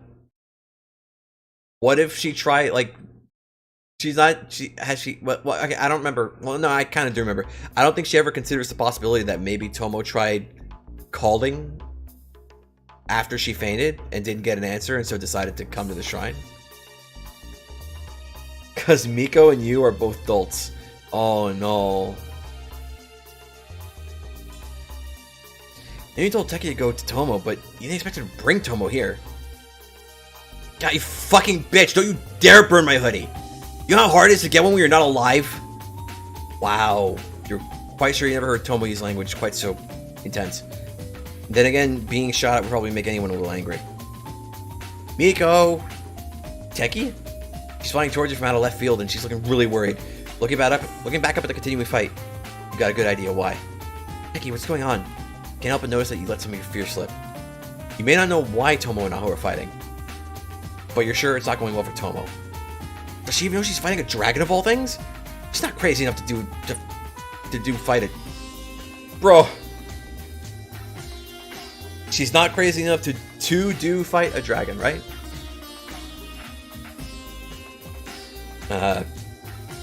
This word this time. She's not crazy enough to fight a dragon, right?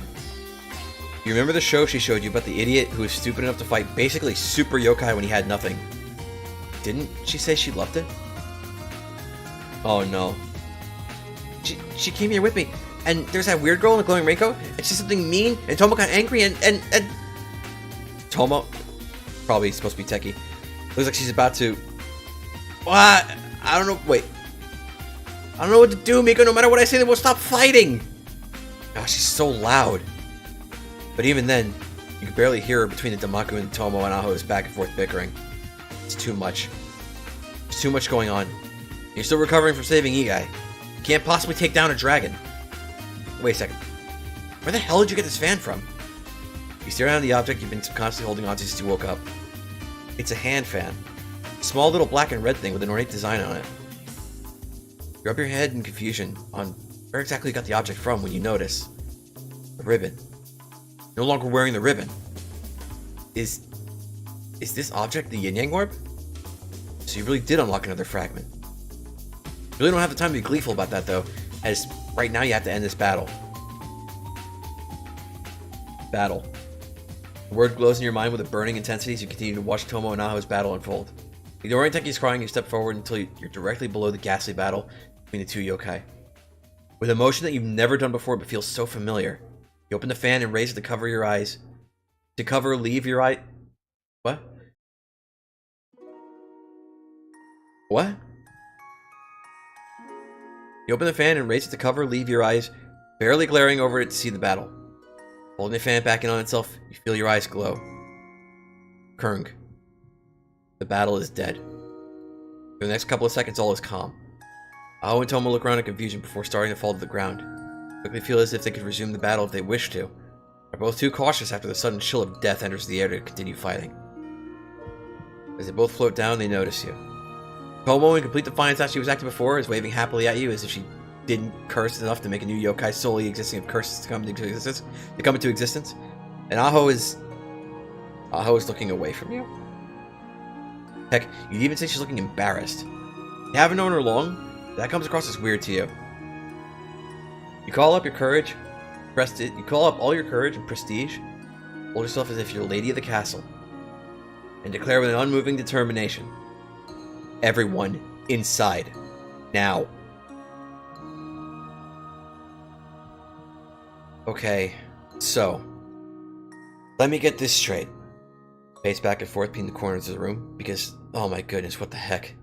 Teki sitting straight, facing you attentively, notebook out. Tomo is staring daggers at Aho, so you're not even sure she's even listening. And there's Aho who's laying on her back, just barely making eye contact with you. Teki and Tomo got here something like half an hour ago. And Aho, who is outside guarding the shrine from potential intruders, stopped Tomo, but not Teki. I had to find a more appropriate track, okay?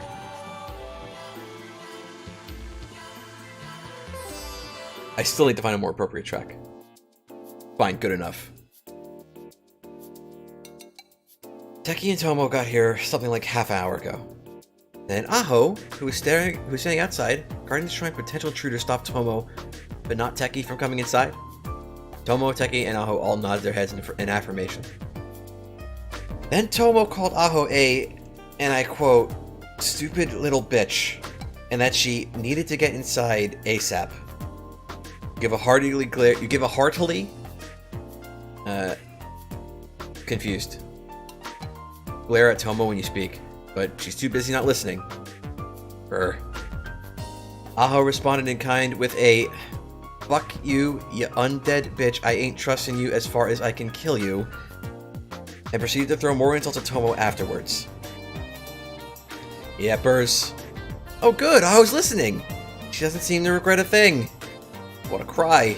How are you supposed to fix this? And Teki tried to stop their fighting, but couldn't do anything, right? Ouch.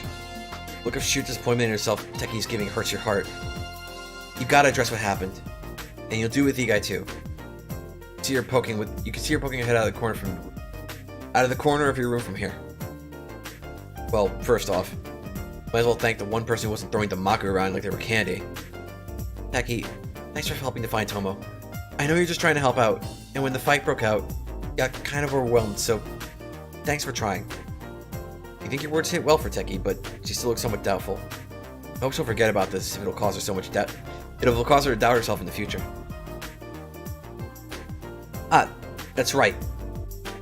You haven't told me yet, but why did you bring Tomo here? Teki looks sheepishly to the side, avoiding eye contact with you. Tomo is the one who answers. Well, when I heard what was going on, I realized it must be tied to some stuff I was hearing about a wandering little girl in the last few days. I figured she was a yokai. And it'd be best for you and her if I showed up in person. Oh. Well, I appreciate you coming to help, Tomo. Is she puffing her chest out right now at your words? But you did end up getting into a fight first thing when you got here.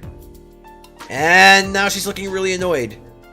You put up your hand showing your empty palms to her. However, I don't think that's really important right now. What matters right now is some other stuff. We'll talk about it later, okay? With Aho, if that's alright with you.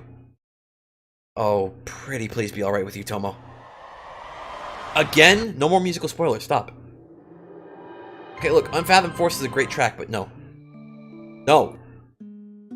Sure. No more musical spoilers. Tomo hesitates for a moment before giving a hearty huff. Puffing out her cheeks, she nods while turning away from you. Try not to give out just how funny you think her doing that is. Give out? I think maybe that should be phrases like give away. I don't know. Try not to give away you trying to give out just how funny how funny to you her doing that is. She's acting like a little kid, for goodness sakes. Aha's reaction is a bit more aggressive, though. She lowers her hood, pulls herself partially up for a second, just to say, fine with me. Her line is delivered as if she's pulling it through a cheese grinder. And, Igai. Oh, you hope your tone of voice is gentle enough when you talk. You think it might not be enough because Igai suddenly gives a small yelp and retreats around the corner. Igai, could you please come out? No one's angry at you, I just want to introduce you to everyone. This says a lot about society. Sure does, I guess.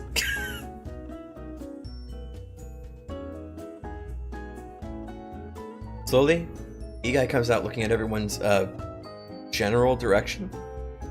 Certain she's not looking directly at anyone, but instead off to one side, ahead or behind a person. Bit odd, but you won't comment on it right now. Once she seems happy enough with the situation, she nervously bounds over to your side and sticks close to you. Do you feel safer next to you? Igai, you feeling okay? Everything fine? Mm-hmm. She gives out his vague confirmation. I'm okay, Mommy. God! An attack directly towards your heart! You aren't the only one whose heart's been attacked. You're quite sure. You're like 80% sure Teki just wrote down in her notebook something like, Igai, protect a cutie in all caps. Oh no, more people to learn about your writing?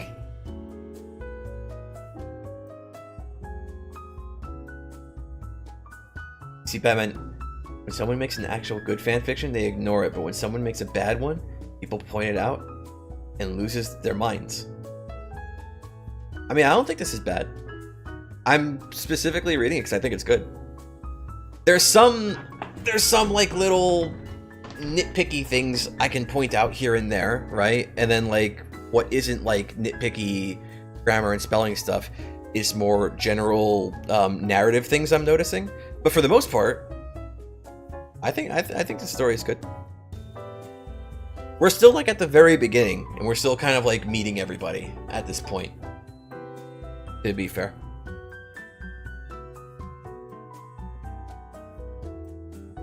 Also, I should point out that if you see Bob heavily criticizing it in chat, context, Bob is the person who wrote the story. Where was I? Okay. Can't help but tense up slightly at being called out again, as you're completely unsure if you feel super happy or super worried. And Igai looks worried too. No, you have to keep it together for now. It doesn't matter how Igai views you right now. What matters is being someone she can lean on for help. Thankfully, as you ease up, Igai does too. Seems like she's on the same wavelength as you when it comes to feelings. Not sure if you should be thankful about that or not. Looking back up, you look towards Ahu, who's still laying on the ground, barely looking at you with red eyes. She's got her rain hood down now. You can see that her hair is tied up in two short ponytails. They're oddly cute for someone with such a rough demeanor. Well, you've already addressed that you'll talk about the fight between Aho and Tomo later on, so all that leaves right now is the ritual. Basement Osama. Oh yeah, Osama Reimu, and then Rei Reimu. Its weirdly lesser known sequel. Not weird that it has a sequel, but weird that like most people don't seem to know about it. It's been a really long time since I looked at that. I should probably read those stories again. They're actually really good.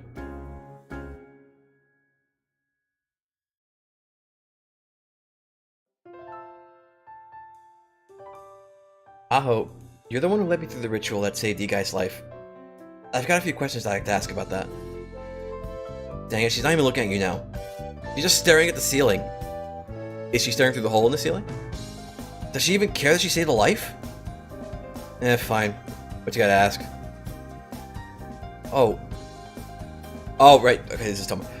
Oh, you said you were protecting Miko, so why the hell didn't you at least look at her, bitch?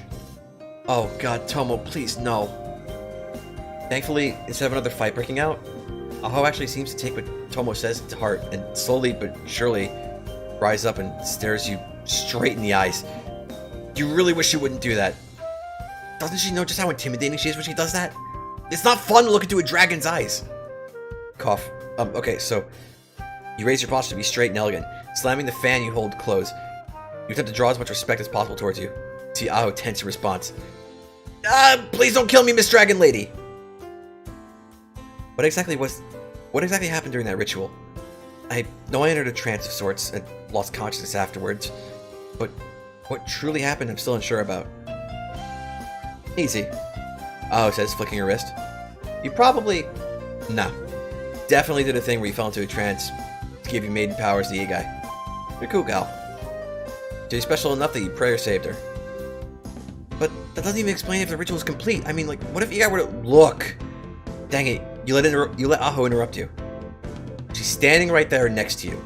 Nervous, sure, but looking fine. It's done. Here. But then, what's gonna happen now? Is she gonna continue to be okay? Aho, please, I need to know. You shout forcefully, causing Youkai to start hugging your side. Damn it, you seem to be scaring her a bit with all the shouting. But then, why is she not trembling? Hey, I ain't the one with all the knowledge about yokai survival shoved in their head, okay? Why don't you look in there for your answers? Aho's glowing more. Keep your mouth shut at that response of hers, because it's true. You really haven't looked into that knowledge you've obtained too deeply. Any other questions you got, you should look in your noggin for that first before asking a wise-ass dragon like me, got it? My time's precious, you hear? Ugh! Why should I have to be so mean about this? You're asking important questions and instead being polite. At least, and telling you, why don't you look for yourself or something? I was just yelling at you. But you pull yourself together before you end up bursting and saying something you shouldn't. Teki's notebook closing does help bring you to reality about the situation. Even if you don't like how she speaks, it's thanks to Aho that Youkai alive right now. Without her help, you'd have no way to save the kid. Fine, I'll do that, Aho. You have to address that attitude of hers later. If you aren't terrified at that time. Obviously. For now, I think we should all head to bed. It's been a long day for everyone. Tomo, you can stay here for the night. At least be polite to offer for her, seeing as Tomo came all the way to the shrine to help you. Fine. That'd be fun poking around here for a day helping or something. Not to sleep under the table. I heard that's supposed to be nice. What? No. Not even gonna question it right now. You'll have some time that isn't this time. Youkai, you? Well, actually, what would you like? The poor girl's just been saved from death. What she can do right now is decide where she'll sleep tonight. She shuffles her feet around before asking you the worst thing she could say. I'd like to sleep with you, Mommy. Well, too late to go back now. And, Aho, you can... What, you gonna offer to let me sleep in your lame-ass shrine? Nah, I'll be fine on my awesome lake. Aho suddenly gets up and starts to walk off out of the shrine. Talk to you tomorrow if you're not too busy with bimbo ghost tits. Fuck you! You rush and cover Teki in Youkai ears. Dragon low... Look, I don't... Okay. Can't... Censor memes. Censored me. I'm just gonna say censored memes here. But I think the meme is like she's calling her a dragon lowly looking ass whore or something like that. I don't know. I think that was the meme.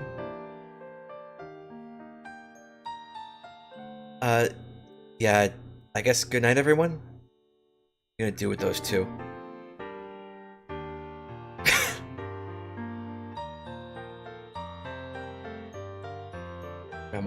Woko and the other immortals are an interesting aspect that you've thought about a lot when writing this story.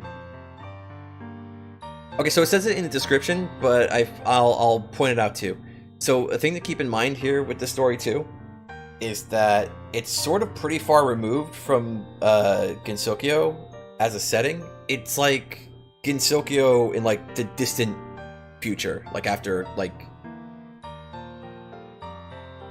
fantasy is kind of waned over time. There's like barely any like yokai hanging around So for all intents and purposes, as far as we're aware, even like this story takes place in like the outside world, basically. As far as we've been made aware thus far. Change out of your Shrine Maiden outfit and put on your PJs. As well, you managed to find some really old clothes you used to wear that aren't too damaged. Carefully help youkai into them and help her into bed. It's more than a bit awkward to you, but you did promise her to do so. Yeah. The only thing you can be thankful here is that youkai is asleep by the time you get back from brushing your teeth. Slowly slide into bed as well and let yourself fall into an endless sea. Okay, I don't have to turn on the track that I wrote because this isn't the sea. It's a flashback. Stop, visualize, concentrate, and focus on the crack in the sky. You invoke death into it, and it disappears. Crack. Another one south from where you are. If you were to guess, it's fine. In fact, you can see it from here. So you'll quickly kill that one too. Your head does ache a bit though. That must be what, the 15th in the last 30 minutes? Crack. They just keep popping up faster and faster. It's only exhausting. I wish these stupid things would consider at least how much time you have to work each day to work.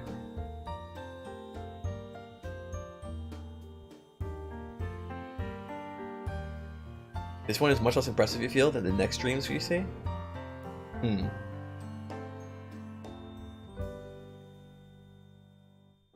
My phone keeps disconnecting from the chat. And they just keep popping up faster and faster. It's only exhausting. Okay, you wish these stupid things would at least consider how much time you have each day to work. But instead, they seem to pop up in defiance of your efforts. It's more like the world's mocking you. Well, more like it's mocking all of you.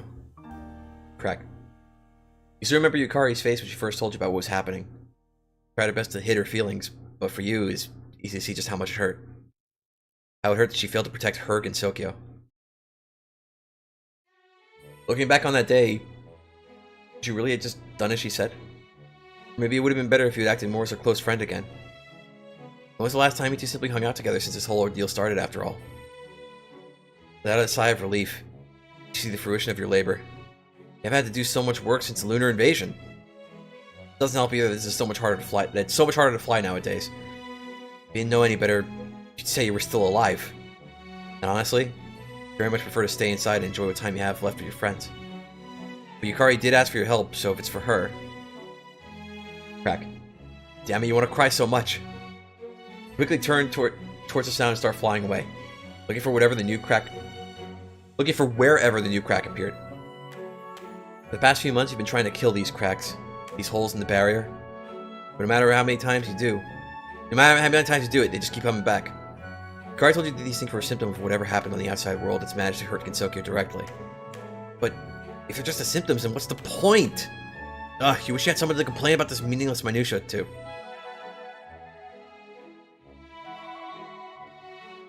But the fact that you're wasting your time isn't the worst part.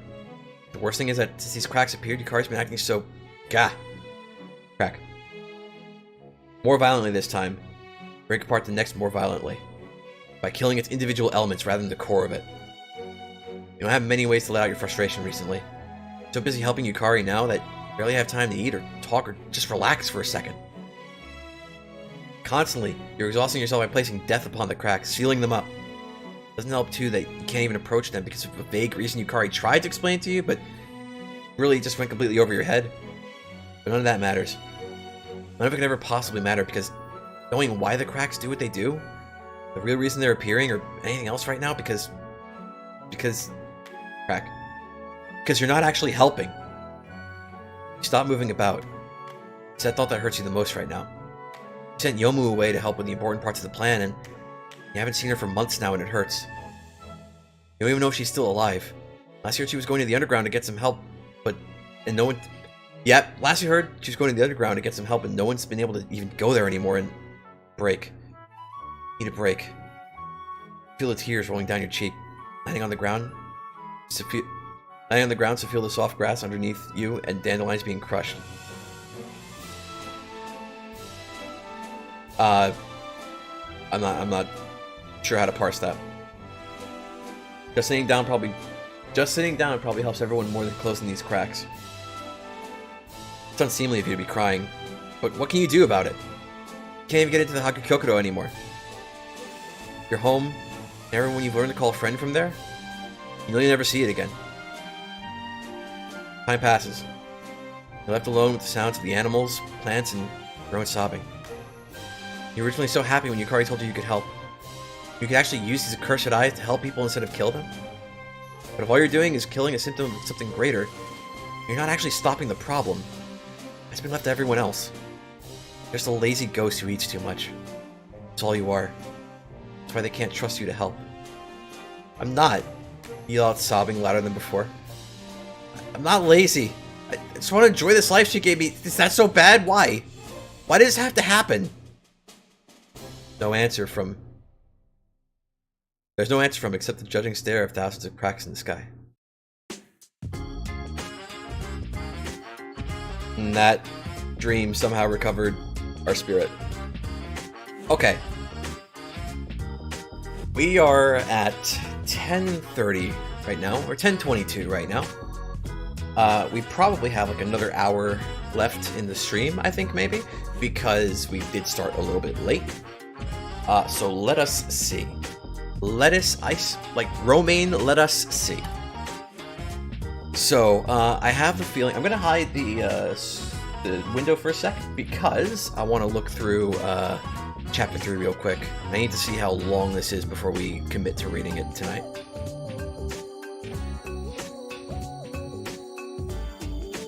Ah! 97 pages.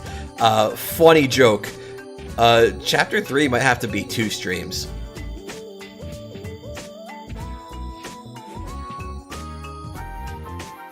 Okay, you want to know the page difference, the page count difference between Chapter 2 and Chapter 3? Oh, I'll do Chapter 4 as well, hang on.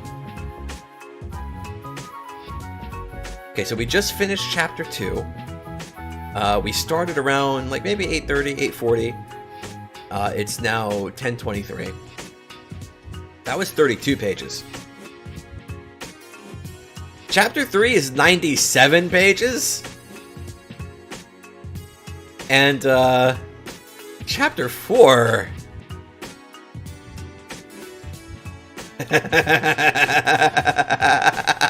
Holy shit! So chapter 2, the chapter we just finished, is 32 pages. Chapter 3 is 97 pages. And Chapter 4... fucking hell. 200 pages! Oh boy! Yeah, I think Chapter 3 is probably going to be like 2 separate streams. We're going to have to split that up, okay? For when we get to Chapter 3, we're going to have to have a Chapter 3 FC and a Chapter 3 SC situation going on there, okay? Like, wait, and when we get to Chapter 4, like, you know, we're gonna have like an FC SC third situation going on there. You know, they're too fucking huge. They're too huge. So, since we still got time left in stream, Chapter 4 is a trilogy worth of words. I mean, possibly. Do you know how big the word count in a Trails game is? It's insane. There's so much text in all those games. Anyway, enough of that meme. If Chapter 5 is double Chapter 4, it'll be a complete accident. I mean, how long is it right now? Just out of curiosity.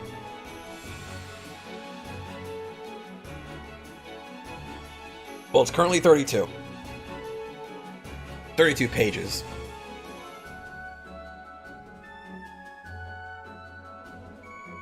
So,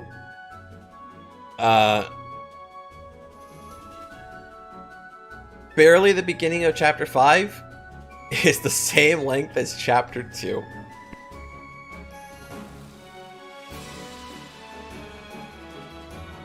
Off by a fair bit, yeah. Okay, so, I really don't think we're going to be able to get through all of Chapter 3. I don't think we're even going to get through most of Chapter 3. I'm I don't even know if we're gonna get to like all my favorite parts of chapter 3.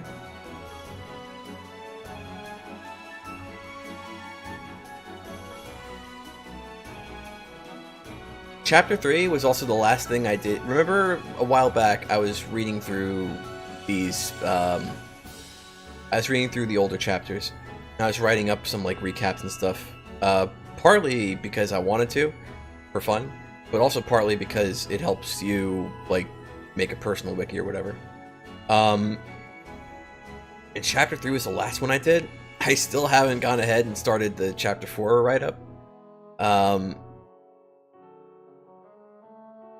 But, yeah, that one took me the longest. That one took me a very long time to, like, actually get through all of Chapter 3. It's a longer one. We're probably gonna have to split Chapter 3 up into, like, a couple streams. At least.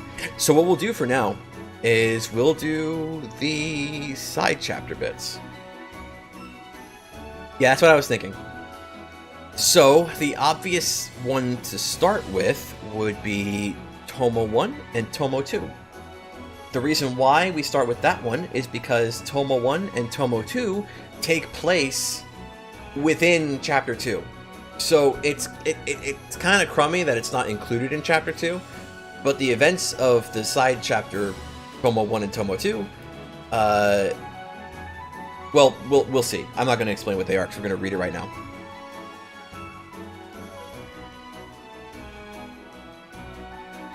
Let's unhide this. The omakes used to be so short, now some of them are as long as entire parts. True. Oh, I like this one. I like this. I love this one. But we can't, I don't think we can read it yet. Oh no, we can't read this one yet. Because it's got spoilers. It's got spoilers in it, but it's like the best part. I love this one.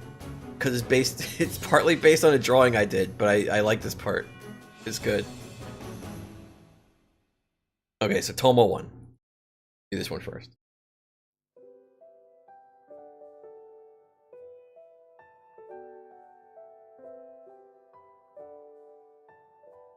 Ah, you're so bored. So bored. Just why do they gotta go to school? You mean, what are they gonna learn there? Math, some other bull crime. It's just dumb. You've just been kind of rolling around now in your covers for the last couple hours because friends are in stupid school right now and you can't see them. Maybe you could go outside, but like, nah. Curl up and tune into the internet again. Gotta be something interesting, right? Maybe that occult site got some more information on the Shrine Maiden chick. Oh, why? But why'd they have that? It's not like anyone believes in the old gods and stuff anymore. And you wasted your valuable sleep just to browse through those useless forums.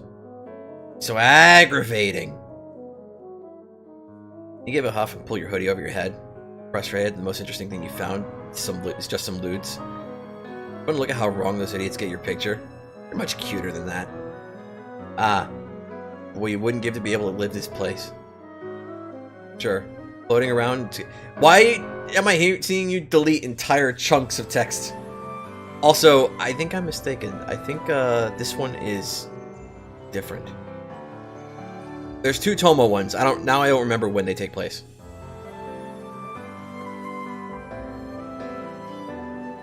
Because when it's like this, you're just playing some fun. Fucking, what did you say to me, you little bitch? I'll have you know I have 300 confirmed kills with the Navy SEALs. Okay. Where was I? Right here. We wouldn't get to be able to live this place. Sure, floating around is scaring folk as they come, and it's all fun and good and whatevs, but I want to talk to someone IRL. Puke in your mouth. Puke a little in your mouth, so what if I can't eat? And actually thinking IRL. Jeez. You've been talking to those girls for too long. Shiver at the thought of actually saying OMG and Lamau unironically. Cringe-induced cringe for thinking cringe too. Ah! You switch thoughts as you ghost up to the ceiling. Spelled wrong. Because you can float, you know? Why not float? Anywho. Really hoping to get a chance to talk to that shrine maiden chick. I mean, you could go outside, but that's the outside. Not exactly a fun place to be, you know? So you, like, get those two to talk... Wait, get those two, out and about to talk to her. Oh, is that the secret meme?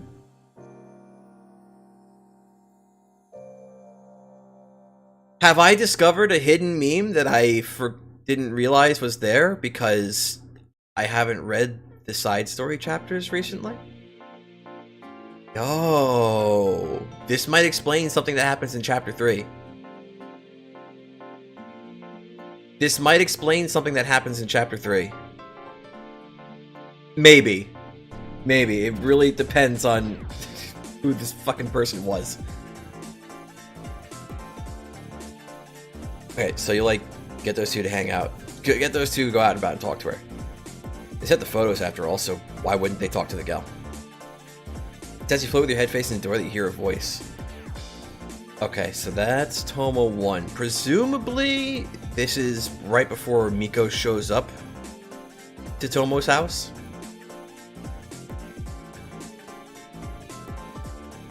Tomo 2. Okay, this is the one that takes place during chapter 2. Bang. Wait, hang on. I gotta zoom in first before we try to read this. I gotta make it more easy to read on stream. There we go. I can't read this because I don't speak Norwegian. Sorry. Holy mother of death, what the hell? Bang, bang, bang, bang. Come on. The hell is banging around this early into the day? You're like 90% sure that it isn't even 5 p.m. yet. You get a call from the girls if you hadn't woken up by then.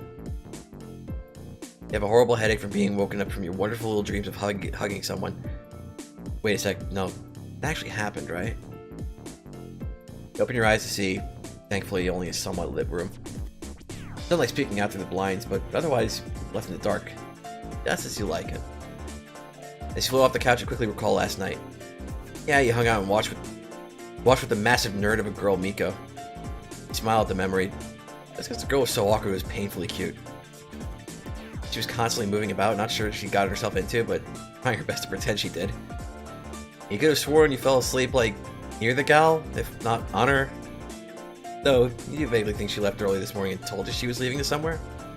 Heck, did she even say where? Or maybe any easy way to get in contact with her? Haha. Give a tired laugh. I didn't even think about leaving you a phone number, an address, or about anything before she fled. You know, she was kind of scared of you, but it's fine, you're used to it. Should be a D at the end there. Heck, it's really helpful even. Ah! Just thinking back to her makes you want to freak out. She's so flippin' cute. Probably cuter than you even. God, it's gonna be so boring without her. Maybe you could make a trip to the bang bang bang multiple bangs. God, how dare whoever that is interrupting your fun. You'll have to give him a mighty good scare and teach him a lesson about respect. You know, you'll turn invisible, go outside it. I'm gonna stop trying to like speak the narration with the like same affectation I try to give Tomo's voice because it's gonna fucking kill me. You know, you'll turn invisible, go outside and crash. Holy shit, a girl with wings just broke through a window. Shit. This isn't the time to play around. You immediately prepare for combat and think of a few spell cards to throw towards the intruder. The intruder screams out into the room. Tomo, are you here? Miko needs your help. You're still invisible. You aren't going to let someone calling out your name distract you from the fact that they broke in here. You're going to have to take this calm and carefully. We're going to have to proceed carefully and deliberately. You fired a Maki shot at the intruder, hitting her square in the side. The wings indicate some sort of yokai. Indicate her as some sort of yokai. So, you're not really afraid of that seriously hurting her. Okay, bitch, don't go thinking you can call out someone's names in the gal's home after breaking in and not getting shot at. Because, seriously, you worked hard to get this place as it is. It's gonna be a pain to replace that window. Ow, ow, ow, ow, ow. Wait, is that you, Tomo? Listen, Miko needs help because we found this kid and she's hurt and we don't know what to do and... you hate this rambling type. Always bother to listen to online and no less of a bother here. You need to get this shite across the old-fashioned way. Look, bitch, you're seemingly gonna just ramble on and on. I'm gonna listen to what you gotta say. You perhaps too aggressively say. Hell, you think you might have just growled a little. So you listen here. Do a quick give of Danmaku duel. I draw a spell card, you try to overcome it, you win. I listen to what you want to say. I'll help within reason. I win. I may help. You're definitely replacing my goddamn window. The girl looks confused. But she's unsure of what to do. She's unsure of what to do. Come on, does she not know what a Danmaku duel is? No, wait, she's pulled out a notebook and it's gone. Okay, Miss Hammerspace. We'll ask about that later after I kick your ass since you just nodded your head and started flying. Good. Hope you're ready to fix that window, you klutz.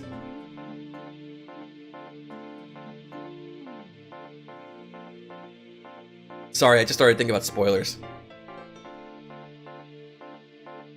Okay, so why does Tomo get the same Akatsuki record memes when she doesn't have Yohei watching her duels? Interesting. Strange. Bizarre. Ghost sign, possession is possessed. Almost spiritual. I don't know why we're seeing all this when I hadn't thought that far ahead for this. Okay, fine, fair enough. Quickly use your minor telekinesis to send out Danmaku versions of the items in your house towards the window breaker. You don't send out your actual furniture, because, of course, that stuff would cost you an arm and a leg and 12 favors from the girls again to get. But you can only send the Danmaku copies so fast to the breaker. Floating less than 2 inches off the ground, she uses her flight to move quickly around the objects being thrown. Looking panicked all the while. Okay, so she clearly didn't come here to cause problems. And she mentioned Miko needing your help, so... Still needing more information, you throw the couch at her. TV coming from what should be her left side blind spot. The breaker dodges the couch, as you expected, and ends up getting clocked to the side with the TV, sending her spiraling to the ground. But before you can capitalize on the opportunity, she sends out a ground spike Danmaku towards you, forcing you to stop attacking for a moment. Interesting. She hadn't attacked you when you cleared the spell card, or started to throw things at her. Only when she had no choice left did she actually attack you. If the breaker was holding any ill intention when coming here, it still would have been a perfect excuse to start beating on you, yet she hasn't.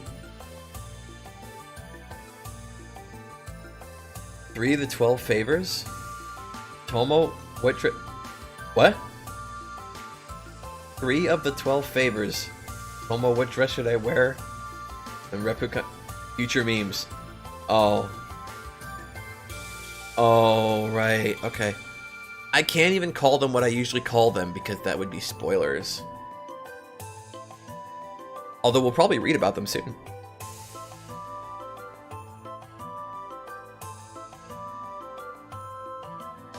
The spell card is one of the weakest that you have when in such a small house.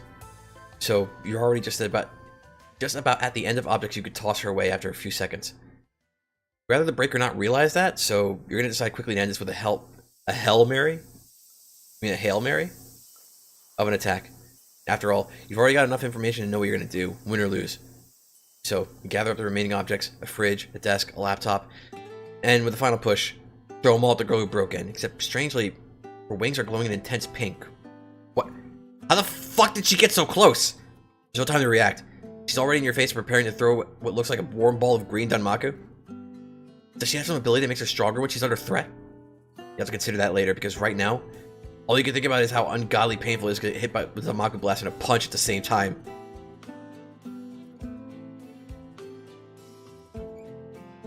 Ow. You're on the floor. Now look up the girl who's reaching out to you with an open hand. You have to punch me too, sis. Well, you were being kind of mean. Also, sis? She gives you an adorable head tilt at your wording. It's just a thing I do, okay? Anywho, said Miko needs some help. Yeah! She's jumping up and down like a little schoolgirl. God, your place is the cutest is now under threat from 2 fronts. But the real threat now is what you're hearing the gal who's called Teki say. Kid who's dying? That can't be right. You've talked to the girl, and you know no human will be dying of anything except beheading here. Look, thankful for the phone number, but I know what Miko would need. But you put on your best grin, because you just love saying stuff like this. That'll be me.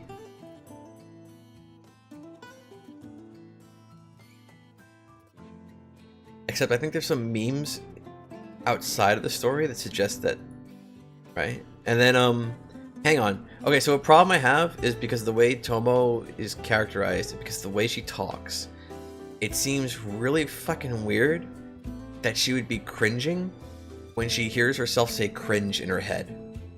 That was a line somewhere up here, right? Where... Oh, Bob's right there, so he might have deleted it. Oh no.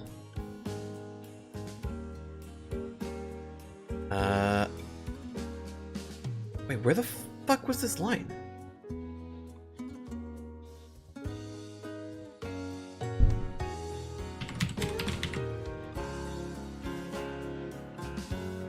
He actually did. Oh no, that was the last one. Oh, I fucked up. My bad. I accused you of doing something that you didn't do. My bad. There we go. Okay. So the problem I have with this, like, okay, saying OMG or actually spelling out LMAO is like pretty fucking cringe, right? But the fact that she's cringing at thinking the word cringe is really weird, considering the kind of words she normally uses. She normally uses like fucking Zoomer and millennial slang like all the time. So why would she feel cringe at being cringe, at saying cringe? That's pretty cringe. It's not very base, Tomo. She's later characterized as stupid. She wouldn't care. Pretty much.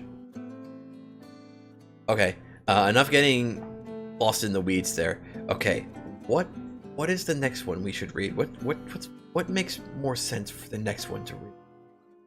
Not friends is something from way further in the story, so probably not that one. I really wish we could go by the dates, because I don't think the dates are really reliable, unfortunately. Especially since like literally him just being there and typing in the document changes the date they were last modified, so that's like is a really shit metric to go by. Can't do storytelling. That's got memes from later. I don't remember what perspective was. Sweet Little Poison is set up for memes that happen later, so like maybe we can read that one. I don't remember the order. Oh, incident report. That's for much later. That's reading for much later.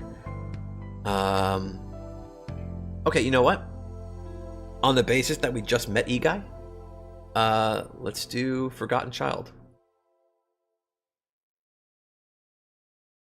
It's incredibly short.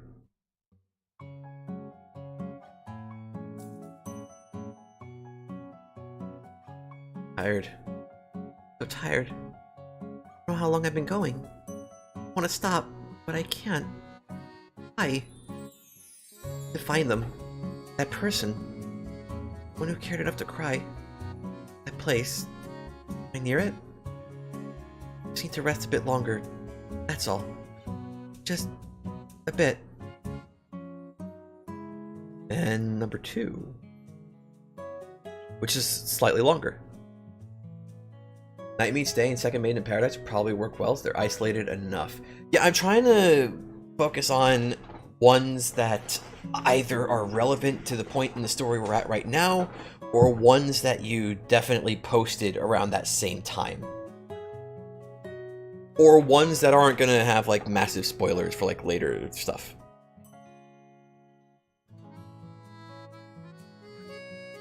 Like I think the Komachi one and the Medi one don't have like major spoilers. Like in fact the Medi one is actually just set up for stuff that's gonna happen in chapter 4. That's not even like really spoilers.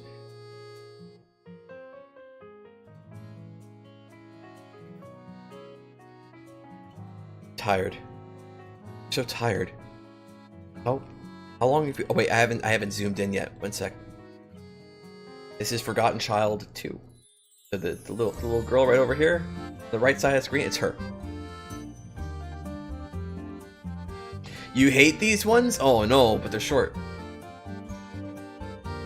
How long have you been walking? Been walking? It's hard to think. It's so very hard to think.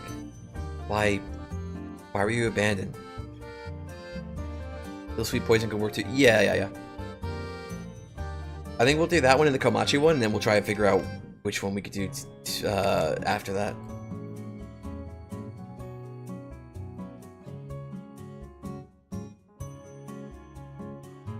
Did you do something wrong? Did you upset them? Were you not enough for them? You can feel the tears welling up in your eyes, but try to hold them in. You'd be strong, right? Why, though? I'd be strong when everyone's looking so angry at you. It looks like they'd be happy for you to stop moving. What's wrong with you? I'm so scared. That lady from before? What if she comes back? What if she tries to hurt you? What if you get hurt? I don't want to be hurt. I want to keep going. Hate this. Hate it all. You hate this so much. You hate it. You hate it. You hate it. This chair. This chair. This chair. This chair. They hate it too. That makes you happy. But you're crying. Why? I want to know. So you drag your feet onward one step at a time. The person who hates this as much as you do. Who hates this stupid world. Doesn't hate you. Look, it's fine. It's Tsukihime memes, okay?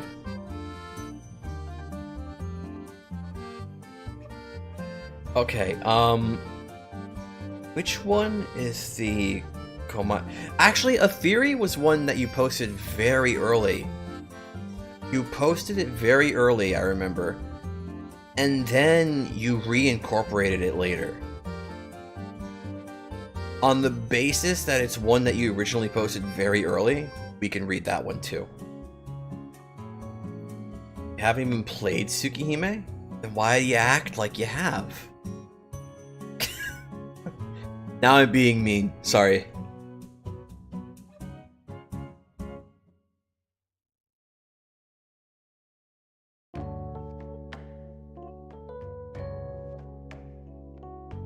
The pendulum.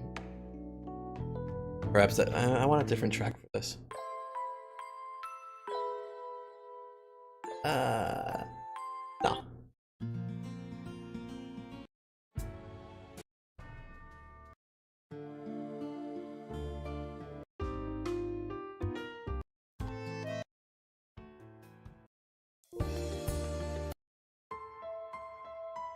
Sure, fine. A pendulum. Perhaps that is how it could be described. Something that simply goes back and forth between extremes forever. Though, unlike the ones you humans use, the way would never settle, relaying in between truth and fantasy. I admit, though, normally the scale would not take so long to move from one side to the next. And I would understand if you were to blame me for the situation we both find ourselves in.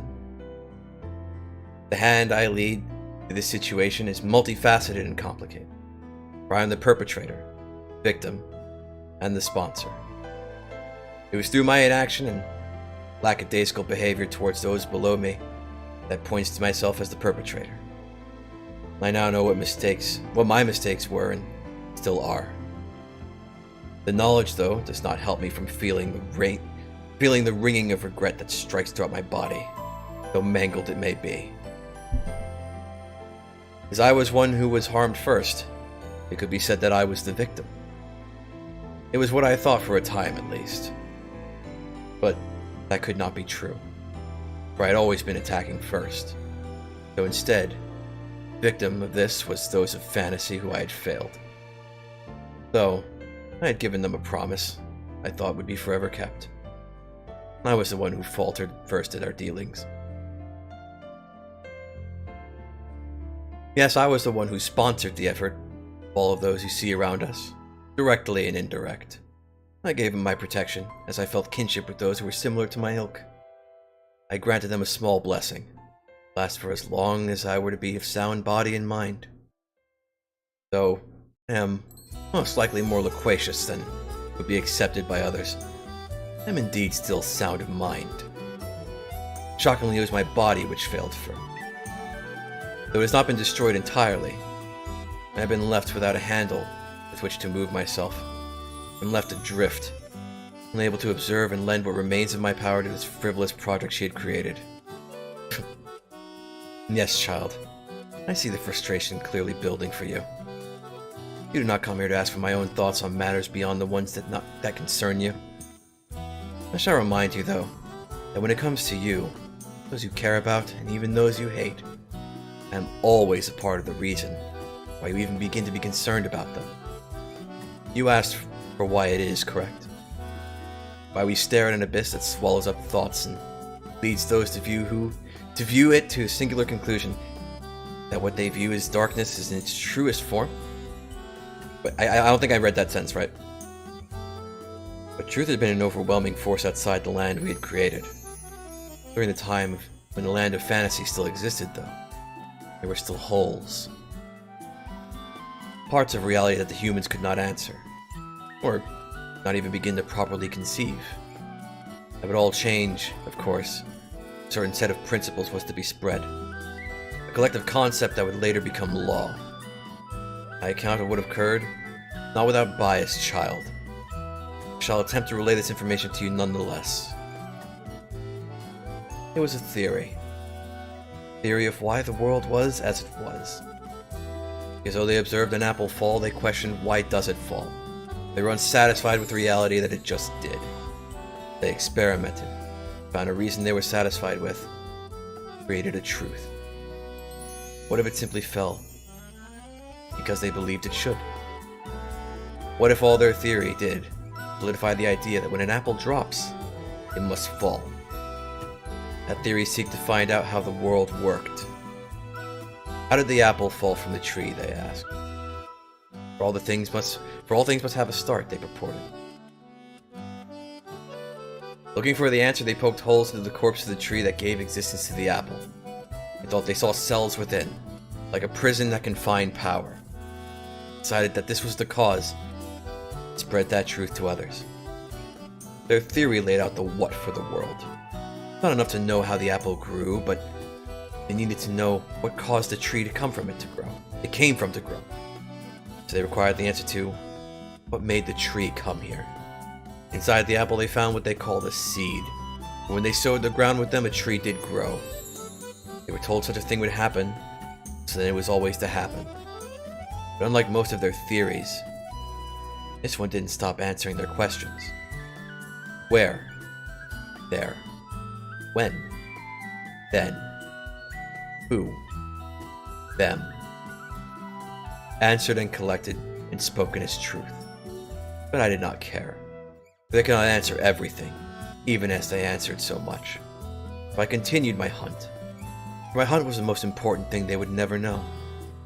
Once I caught my prey, all would change, and their theories would no longer matter. Oh, how I prided myself on my actions. It was with glee I did my duty as dictated by no one but myself and him. I did not see it coming. Perhaps if I had listened, observed more than what was occurring during the hunt, I would not have been surprised. It was then I heard silence from them. No more questions were asked. Instead I heard answers. Truth. They knew why they existed. They knew how they came to be. They knew what was to come. They knew where they were to go. They knew who they were. They knew when they would rule. They would rule now. Their theory was no longer a theory. Fact of the world. An unmistakable, an absolute, unbreakable truth. It gave proof to every answer they gave. And it proved that a dragon could not fly.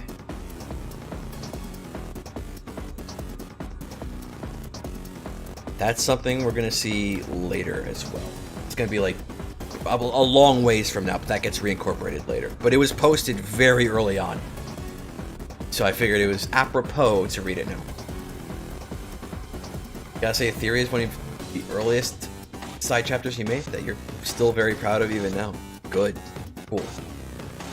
Okay, so let's see. We're at like 11, not 11. We're at like 10:55. Still got like a little bit left in the stream. Let's see. What's child and child? I don't remember. You're happy as it being proof that you at least thought out the story a little bit? Oh no. Ah, okay, we got Ministry of Right and Wrong. That's that one. We have Little Sweet Poison. We'll do these two and then see where we're at. First, let's do the Kamachi one, because you know, and then we'll do the Poison one, because that one actually made me feel something when I first read it. Teki and Iga. Okay, so we definitely can't read that then. We extremely can't read that then, because it's full of fucking spoilers.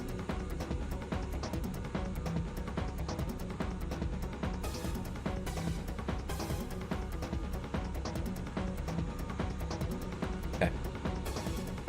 Stamp. Black. Stamp. White. Stamp. Black. Stamp. White. Stamp. Missing. That is a sigh at that. Another one leaving the reincarnation cycle entirely. But you've still got millions to go through to reach your quota for today. It's been a lot harder working in the ministry since Kitsokyo fell. Goodness, that name brings back memories, doesn't it? Like, how long ago was it that you thought about those times? When the dead were actually dead and weren't, like, completely messing up the entire ability for the world to function? Damn. Shucks. If you actually did something back then, none of this... Give a brief internal shake of your head. Can't actually do it while working, though. Could cause those poor souls who still believe in you to despair and fall out during their next reincarnation. Damn. It all began when you noticed some weird souls were arriving at the local court. You've seen all the souls that lived in Kitsokyo during your time working there, and those that showed up during those last days at first, they weren't from Kitsokyo. They were from outside. Damn. You just did your job, though. Didn't matter who they were that showed up. You had to take care of them. Once you learned the entire situation back then, you were so pissed at yourself. As if you could have actually done something to fix things when the sages of Kitsokyo couldn't. Damn. The only thing you absolutely fucked everything was once you realized that no one of the living world could approach the Sansu River anymore. Any attempt one would make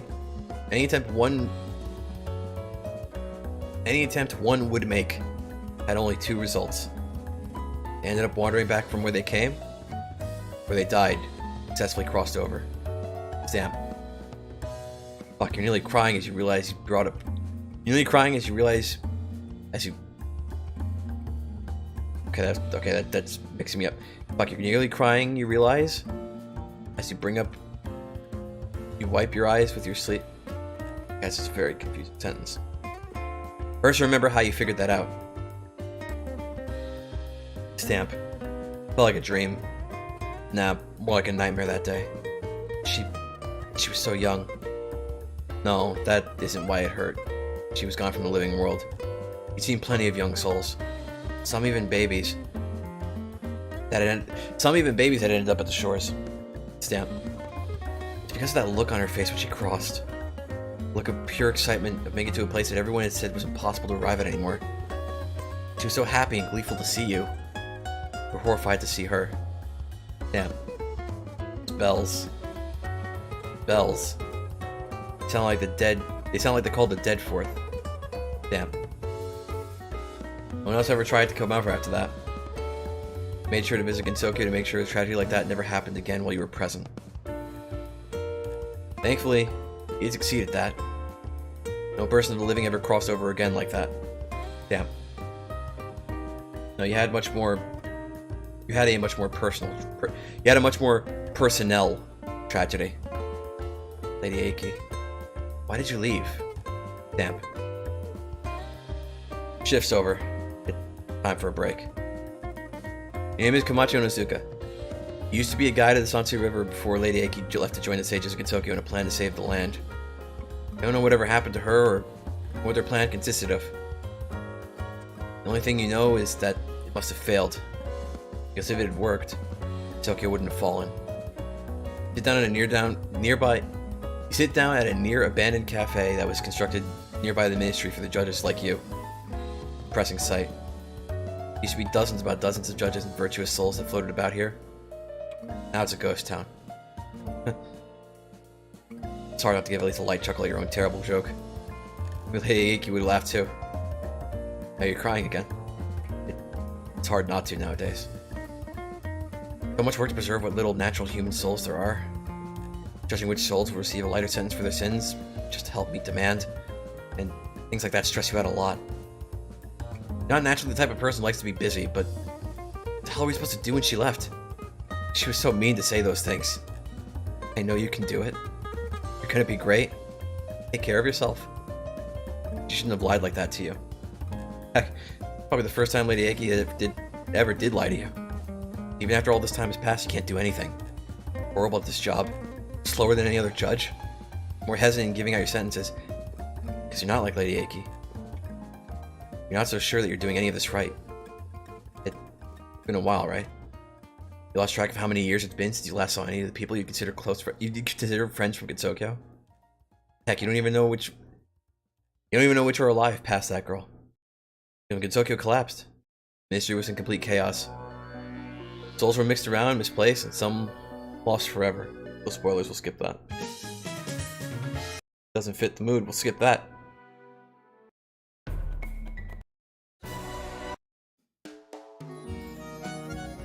Fine, she's in a cafe, this works. Because when Gensokyo collapsed, Mystery was complete chaos. Souls were mixed around, misplaced, and some lost forever. Hope that last one's really just a rumor. Take a sip of your coffee. Enjoyably bitter. Taste something that concentrate in the here and now instead of wallowing back in the past. Yeah, you've lost a lot, but so has everyone else. You're lucky to have come out of that event with your life, right? It has to be right. It just has to be. Machi. Wow, Lady Aiki, what's with that serious look? Look like you're gonna be going long, right? Lady Aiki. She hugged you. That was the only time you know that she's ever hugged anyone. Thank you, Komachi. Thank you for all these years of working together. I know this is the right thing to do. She's crying. Weren't you as well? Why didn't you tell her? Why did you tell her? Why did you tell her anything? Why? Okay. That's that one. The next one made me feel something a lot more than that one, because I feel like I think Grey Slime was reading the story at the time when that one was posted, and I think Grey Slime was like, "Oh shit, this one's sad." And I read that, and like the only thing, I don't know, maybe it's just me. Maybe there's like something fucking broken inside of me. Maybe I'm like Joshua and I'm fucking broken. But the thing that stuck out at me when I read that was like, I was like thinking like, oh shit, Komachi got a promotion. Like that was what was going through my head when I read that one for the first time. This one still makes you tear up. You care about these two who so much it hurt to write this. You've said that before, where like you said like it like, or you've said like sometimes like when you wrote the sad shit, like it made you feel sad.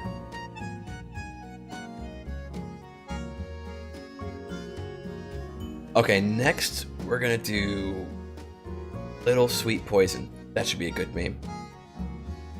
In that it shouldn't spoil anything. It should be mostly fine. But I think it's mostly just set up for... It's mostly just like an explanation of who a certain group of people are. We're not gonna meet those people for a while, but it's just like set up for that.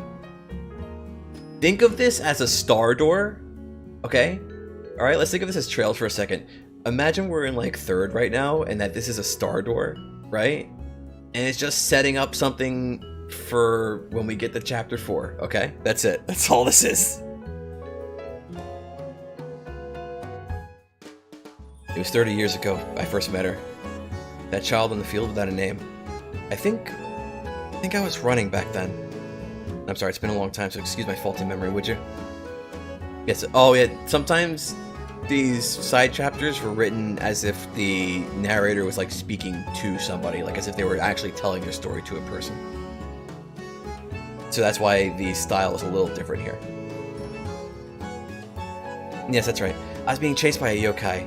I don't remember how or why I ended up in that situation, but I do know that if they caught me, I was surely to die.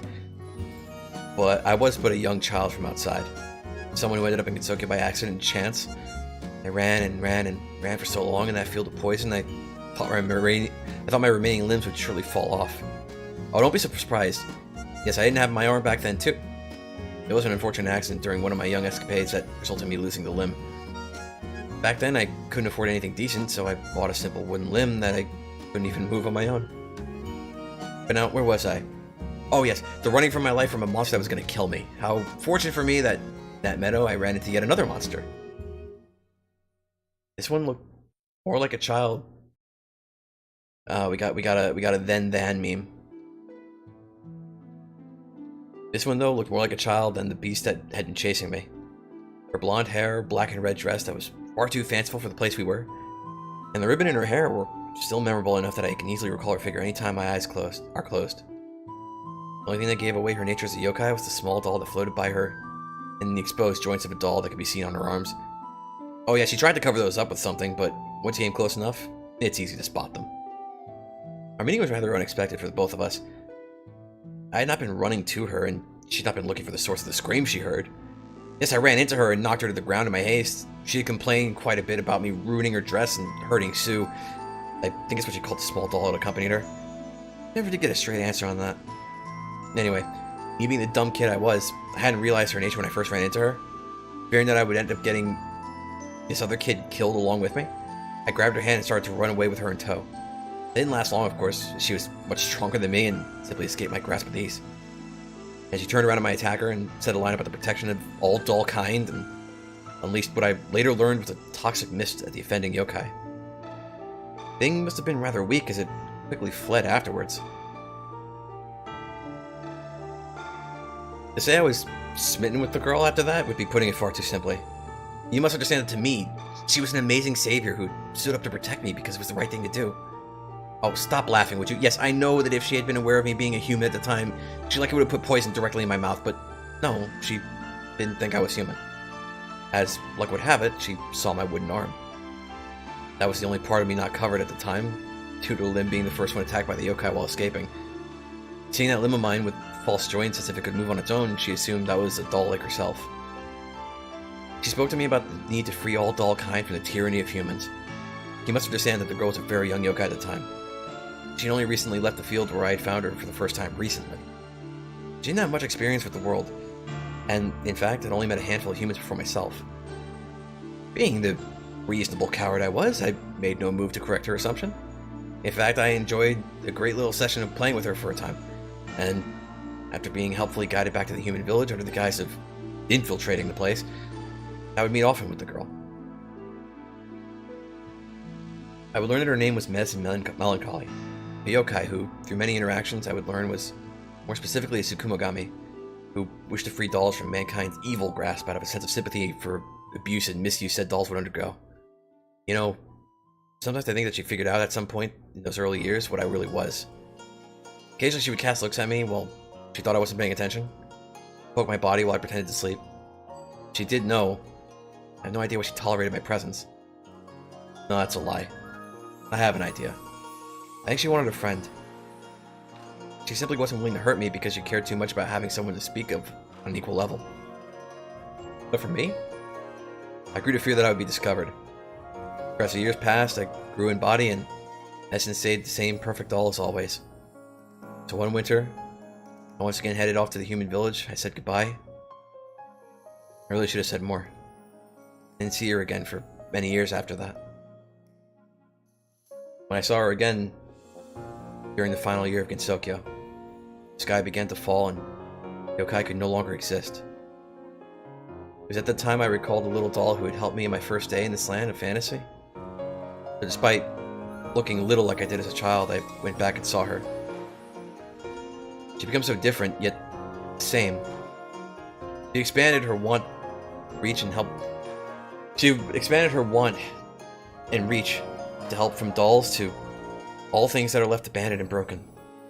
So whenever Tsukumogami began to lose her humanoid forms and revert back to mere items, she went out of her way to collect them and bring them back to the field. I saw the purple umbrella, a collection of masks, instruments, and many other such objects. Like the field of flowers had become one of remorse. Regret of what had... Hang on. It doesn't fit, okay? That definitely doesn't fit. We're not gonna find a good track. She expanded her want and reach to help from dolls to all things that left abandoned and broken. When other Sugumagami began to lose their humanoid forms or revert back to mere items, she went out of her way to collect them and bring them back to the field. I saw a purple umbrella, a collection of masks, instruments, and many other such objects. Like the field of flowers had become one of remorse. Dread of what had been. As you can imagine, when she saw this human adult approach, prepared to attack. That's why she was still around when so many others had vanished. She clung to her hatred of humans, and that made her more yokai than those yokai. I didn't try to dodge her barrage of poison, though. I walked through it and towards her. I saw the pain on her face.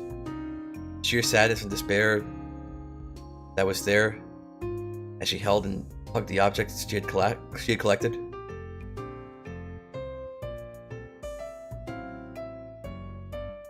I don't mind losing my leg that day.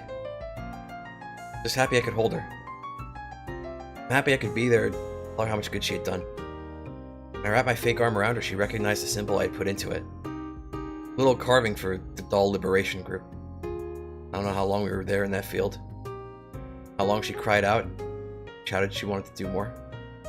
How she was a failure, how she wasn't good enough. Still so many she wanted to free, but we didn't have time anymore. And I told her I would do it then. That I would take care of them all. That I would treat them with the same loving kindness that she showed me all the way back then. When she disappeared, all that was left was the little doll that floated with her. She let go of the one thing that made her a yokai. She went away. Least I could do for killing her was to keep my promise. That's why I live on this poisonous hill. No name. Why I treat even the wood that I walk upon with respect. That's why I would use everything until it can't be used anymore. That's why I am melancholy. Because I cry for those who can't. See, this one actually gets to me a little bit. This one makes me feel something. It's fucking sad as shit. It's fucking sad as hell, dude.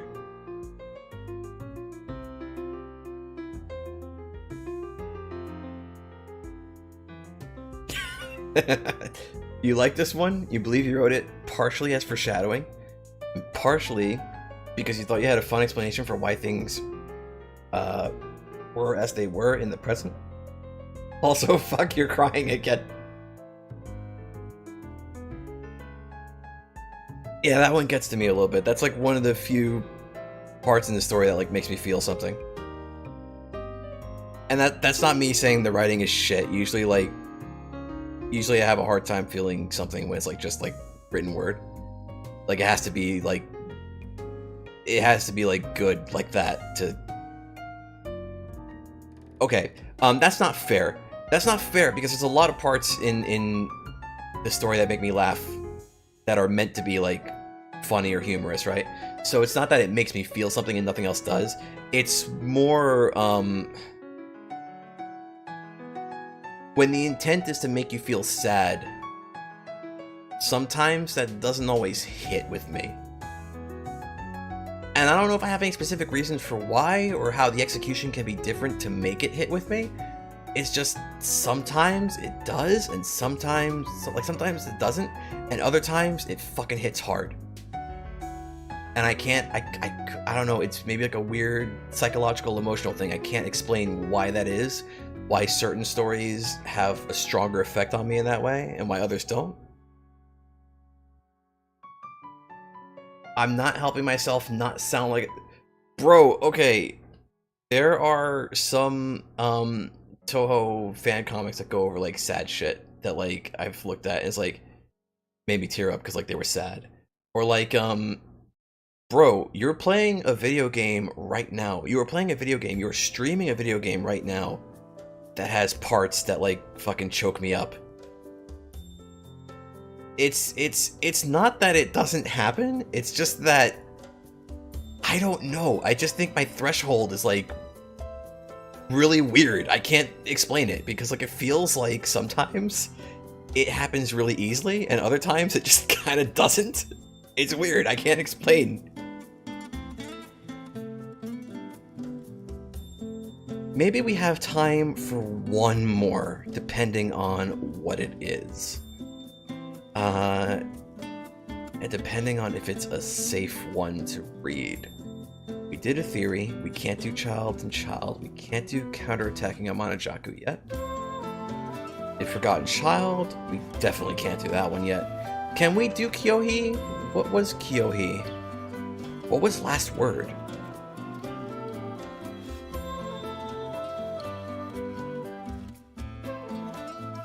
Although, okay, so like, while you tell me Second Maiden... Oh, right, you were saying that. Right, Second Maiden. So, like, all that said, personally, I feel like in terms of emotional impact, so far, Little Sweet Poison is like fucking the peak for post fantasy so far in terms of emotional impact. For me, like, okay, you want me to tell you the truth? You want me to just tell the truth right now? Towards the end of this one, all right, my voice was cracking a bit.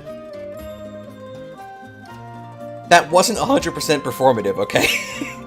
That wasn't 100% performative. Some of that was because, like, shit, this part, like, this is a really sad part.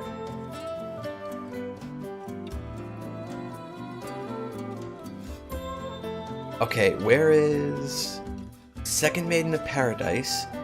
And is Night Meets the Day the second part of that? I'm gonna hide this just so I don't accidentally spoil stuff.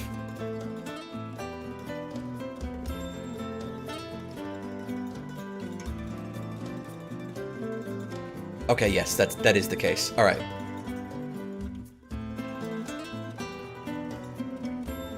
So let's zoom in here and preemptively zoom in here. So we're gonna read these two, and I think we're gonna call it there because the problem now is that we've blasted through most of the side story chapters. That's the problem.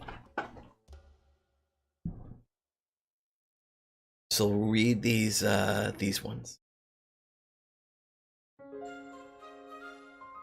Bring this back.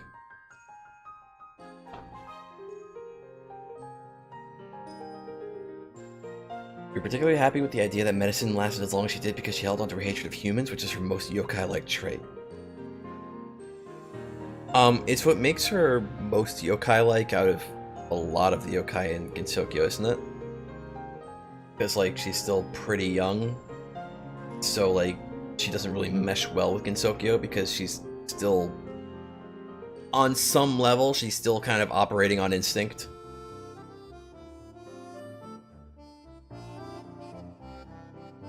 Like, she's still young, rash, and as a yokai has a lot to prove, so she can't instinctually afford to be as chill as, like, say, Yuka, who is, like, super chill, as long as you don't pay attention to the shitty-ass memes. Okay, anyway, let's read this meme. 3 pages on part 1, and 3 pages on part 2. We should be able to get through this in, like, 10 minutes or so. Probably not. So you wish to hear the story of the one whose power you hold, And I find that very interesting, I'll admit. But if that's what you desire, then so be it. I want, okay, fine, so be, whatever. If you want to be, like, poetic, maybe that works. But if that's what you desire, then so be. This is the story of when night was still eternal, the land shrine maiden still young. Now shall we view those memories so carefully locked away? I woke up once more to the blazing sun creeping on my skin. My memory is hazy from another night of hunting. Though at the same time, clear as ever. Flashes of nothingness flashed through my mind, but I dismissed them as per usual, upon my awakening. They haunt me no differently than humans try to hunt my kind. I reflexively call upon the shadows that remain in the cave I took refuge in last night, to shield my pale skin from the sun rays. Annoyance. That's a feeling that's trying to flood through me as I look towards the outside world, safely covered in a bubble of darkness that only I can see through. It's mostly a bothersome feeling that doesn't belong for someone like me. Nothing should be capable of annoying me. That damn sun still shows itself to be one of my one and only true enemy in this land. This land. Amazing how even these last few years, Trapped here by those arrogant sages, I still remain. The only reason I do remain in this new land of fantasy is entirely by my own choice. I cannot say I enjoy it, though. Much as I do not enjoy most things besides the hunt. My shadows creep throughout the entire land, well aware of the limits that exist and what can and cannot be reached. I feel the humans roaming about in their villages, the yokai walking through the forests, those mingling in the lake, the very loathsome creature that still believes I can determine what I can do here. As I step out of the cave I had obviously slept in, filled with signs of like battle to the inexperienced, contemplated my situation, as I always did when taking a bath. As I always did when taking the bath I did in the morning.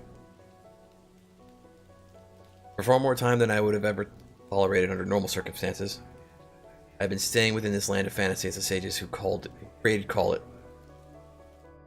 The outside world has become a threat to my kind. I cannot even deal with strength alone. As such, they created this land as a place for yokai to flourish and survive. Though, I can't help but think ruefully that they allowed me to start attacking humans as I once did again. This entire convoluted plan would not be required. Humans have had too much freedom in the night. I simply help reinstill that fear into them here and now. They have no right to complain about the hunt. They'll be too young to understand the importance of it. Before I'm able to begin to feel anything other than more annoyance at the situation, though, I hear an all too familiar voice ring out. "Oh, hi again, miss. It's great to see you." Out from a shrine comes a shrine maiden clad in red and white. Her long brown hair and amber eyes give her a much more commanding a presence than her young age would suggest. She have. Wait, hang on, I gotta read that again. Out from the shrine comes a shrine maiden clad in red and white. Long brown hair and amber eyes. Oh, dark hair and amber eyes. She's Joshua. She's an Erebonian prince. The Omake with an ass hat tag perspective.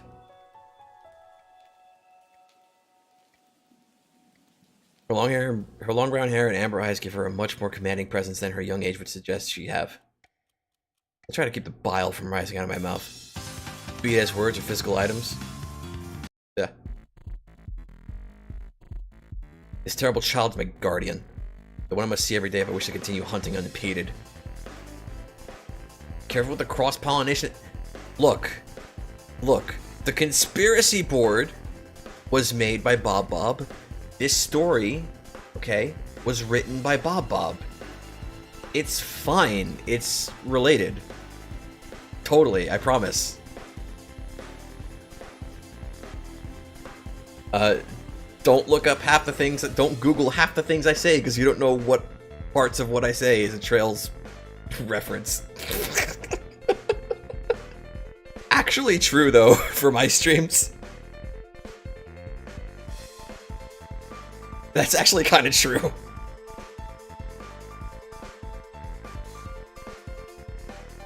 Child.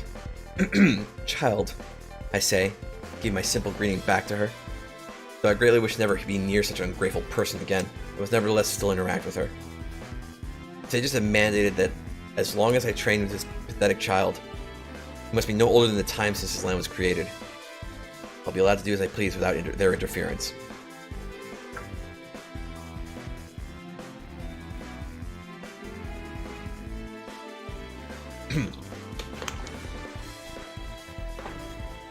Just taking a sip. A trade-off I had originally thought was worthwhile until I began interacting with the maiden. I'm happy you're okay, miss. There was such loud, scary sounds coming from the forest last night, I was afraid you may have been hurt. The sheer ignorance of this child to think I would ever be hurt by such a weakling from last night. The sound she heard must have been their screams. Perhaps next time I should hunt further away from the shrine to prevent her from becoming more inquisitive about my situation. No, I am fine. That is not important, though. Your progress? I say, dismissing the girl's concerns about me and demanding answers about her own situation in the arts. Jumping slightly in surprise. I kinda... The child shifts in place. I continue to struggle to push back the want to strangle her and toss her body in the woods for weak fairies to consume. It's already obvious what's occurred yet again. I forgot? She's looking to the ground. It's absolutely despicable how she tries to hide away her own power through these acts of meekness. Meeting a compromise between your wants, what it is meant to be, what is, and what is appropriate as dictated by the sages, not to settle for the usual punishment for missing her assignments. Pulled back my arm, punched this unruly child in the gut, sending her sprawling to the ground. She recovers quickly as she ought to. If you don't train, you will die. How many times have I told you that? You know I know the answer from experience. She responds best by being asked such a thing. A lot, miss. Are we doing physical training first today, then? She asks, barely keeping herself from hunching over in pain. Almost worthy of a compliment. Being able to still stand after getting punched like that. Very easy to remember how she... It's very easy to remember how she at first fell over crying from getting punched and required multiple days of recovery from when I barely even tried to hurt her. Yes. Now take out your seals and we'll begin. This time do not hesitate when the moment comes. I tell her. Hoping she'll get things right this time so I don't have to keep coming here. The deal with the sages was simple. After the first maiden they set up for this land had died from the normal human weakness, only one left to protect the land, one that could barely be considered an adult in human terms. In return for allowing the hunt to continue, train the second shrine maiden of this paradise every day, become someone who could protect the land. Though, like all else, one day she will die, likely by my hands too. The yokai of the night is destined to fight human. Always and forever until the charade of camaraderie finally ends. We're at... what was that, 10 minutes for that one? We're at 11:30. I think we'll save Night Meets the Day for next time, because it is a bit past that time. We started a little bit late, but I felt like going a little bit late. But since it's just gonna get later and later if we keep going, I think it's a good time to stop. So next time, possibly next week,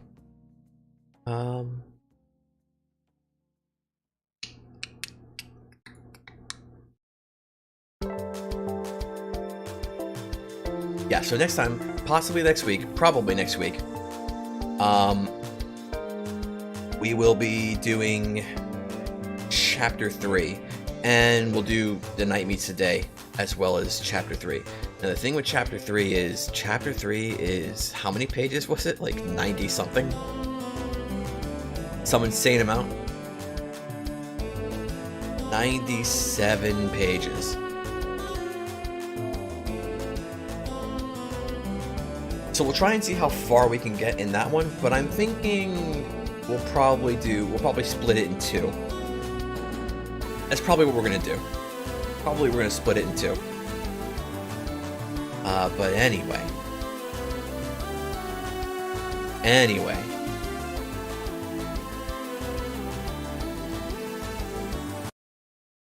That's gonna be it for now. Thanks everybody for watching, for stopping by, for chatting. See you all next time. Next time I see you, it's gonna be on Excedobytes' channel on Monday for more Ys Origin. Hopefully we'll actually be finishing that game, and if we finish it super early, we'll look at One Step from Eden. So I gotta make sure that I download and install that. And next story time we'll do next week. Hopefully, like, I don't have to like cancel it, schedule it again. I know for sure that like on the 3rd of September, we're not doing story night. Because I'll have stuff going on. But next week should be fine. Next week should be okay. She's so edgy, you love it. I mean, yeah. I like edgy memes. I got a soft spot for edgy memes, no lie. But anyway, that's gonna be it for now. Thanks everybody for watching. Find something to play us out with. Let's see, what have we got? What can we go with that isn't like a big musical spoiler for Bob Bob? Because I can't play any Trails tracks anymore. And that's like fucking 60% of the playlist.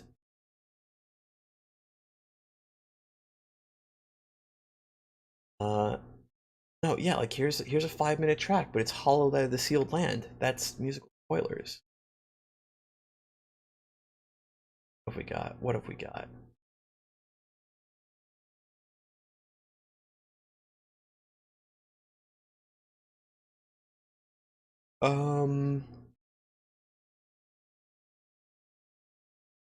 Whatever. This works hopefully. Anyway, that's it for now. Thanks for watching. Good night.